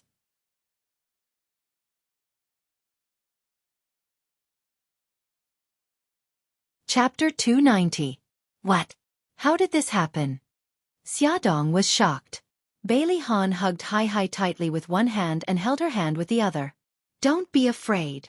Mika Kito glanced at Xiaodong with a serious expression. "Suzaku, slow down." Suzaku stared ahead. "It's no use. I can't control the speed." Bailey Han said, "Let's leave this block first. Take the West 3rd Ring Road and get out of the city." This road was the main road with a lot of traffic and people. They couldn't control the speed of the car now. If they encountered a traffic light, the consequences would be unimaginable. Vermilion Bird tightly gripped the steering wheel. Her palms were already sweating. She quickly glanced at the navigation system, and in her heart, she already had a general understanding of the traffic lights in the entire block. There was a traffic light about 100 meters ahead. She looked up and saw that it was a green light. There were only a few seconds left before the light turned red, and she had to rush over before the light turned red. She gritted her teeth and overtook the car next to her. The moment the green light turned red, she quickly drove over the zebra crossing. Bailey Han hugged Hai Hai tightly and protected her. Xiaodong clutched the seat belt tightly. Her heart was beating violently. Mika Kito's face was very ugly. "I suspect that it's man-made." Bailey Han didn't look too good either. The culprit must have predicted that after our car broke down, he would get in your car and then catch us all. That's right. Mika Kito's eyes were cold. No matter who that person is, I won't let him off once I find out who he is. Bailey Han pursed his lips. Now, let's find a way to stop the car first. Suzuka's eyes were calm. She focused all her attention on the road ahead. She had to race against time and successfully cross one traffic light after another. Then, she had to drive the car to the remote suburbs and find a way to stop the car. 3 more seconds. Another traffic light was approaching. Vermilion Bird's muscles were stretched taut. She fiercely stepped on the accelerator, and with a schwa sound, she dashed forward. The situation was getting worse and there was no way to slow down. Seeing a long line of cars waiting for the green light, Suzaku quickly turned the steering wheel to the right and drove the car into another road. Because of the sudden turn, Xia Dong's body tilted and she fell toward Bailey Han. Bailey Han subconsciously reached out one hand to support Xia Dong and the other hand hugged Hai Hai. Hai Hai was held by his arm. The cries were so loud that Vermilion Bird's forehead broke out in cold sweat. Mika Kito pursed her lips and said in a low voice, "Suzaku, be careful." "It's okay. We were too careless." Xia Dong quickly stroked Hai Hai's little face and comforted her in a low voice. Bailey Han loosened his arm and shook it gently. "Hai Hai, be good. Don't cry." Mika Kito frowned and pondered for a moment. Then she took out her cell phone and called the Dark Knight Castle. "Godfather, it's me, Shen. Our car's brakes failed. We're trapped in the car now. Xia and the children are also in the car. I want you to send a helicopter to pick up the children first." If the brakes failed, there was another way. That was to use the bumper, carriage, and other rigid parts of the car to collide with obstacles, such as trees, stones, walls, etc., to create friction and force the car to stop and get out of danger. However, Hai Hai and Xia Dong were still in the car. There was no way to do that. Hai Hai was less than a month old. How could such a young child withstand the impact? Xia Dong had just undergone surgery and was recovering. She could not bear the impact either. Therefore, the first thing to do was to find a way to get Xia and Hai Hai out of the car. After receiving the call, Tomac immediately ordered someone to arrange a helicopter and prepare some first-aid medicine on the plane. This time, Suzaku specifically chose the small road. Although it was narrow, there were relatively few cars and no traffic lights. However, she had to be very alert to the passers-by. After more than half an hour of trepidation, the car finally sped onto the suburban road. In front of them, there was a team of traffic police carrying out their duties. They set up roadblocks to remind the cars to slow down, and from afar, they waved to Vermilion Bird to slow down. "Hey, the car in front, slow down!" A traffic police officer shouted with a megaphone. However, the Ferrari did not slow down and sped over like an arrow. Seeing the car getting closer and closer, the traffic police officer was so shocked that he broke out in a cold sweat. He quickly dodged to the side. The Ferrari roared and a cloud of dust drifted with the wind. "Quick, catch up with the car in front." The captain saw that the situation was not good and immediately jumped into the police car. The police car quickly caught up. The captain picked up the megaphone and shouted, "The car in front, pull over quickly." The Ferrari did not slow down and sped on the open road. A traffic police officer sensed that something was wrong and said, "Captain, could it be that the car's brakes have failed?" The captain thought for a moment and continued to shout with the megaphone, "The car in front, listen up. If you can't slow down because the brakes have failed, please call me. My number is..." Soon, the captain's phone rang and he quickly picked it up. "Hello, I'm a passenger in the Ferrari. Our car's brakes failed. There's a baby and a patient who just had surgery in the car. Please inform the relevant departments to remove all the roadblocks on this road. It's best to let other cars divert to ensure that the Ferrari is unimpeded." The captain was stunned. "How should I address you?" "Mika Kito, my name. Please give the order immediately." Mika Kito's voice became stern.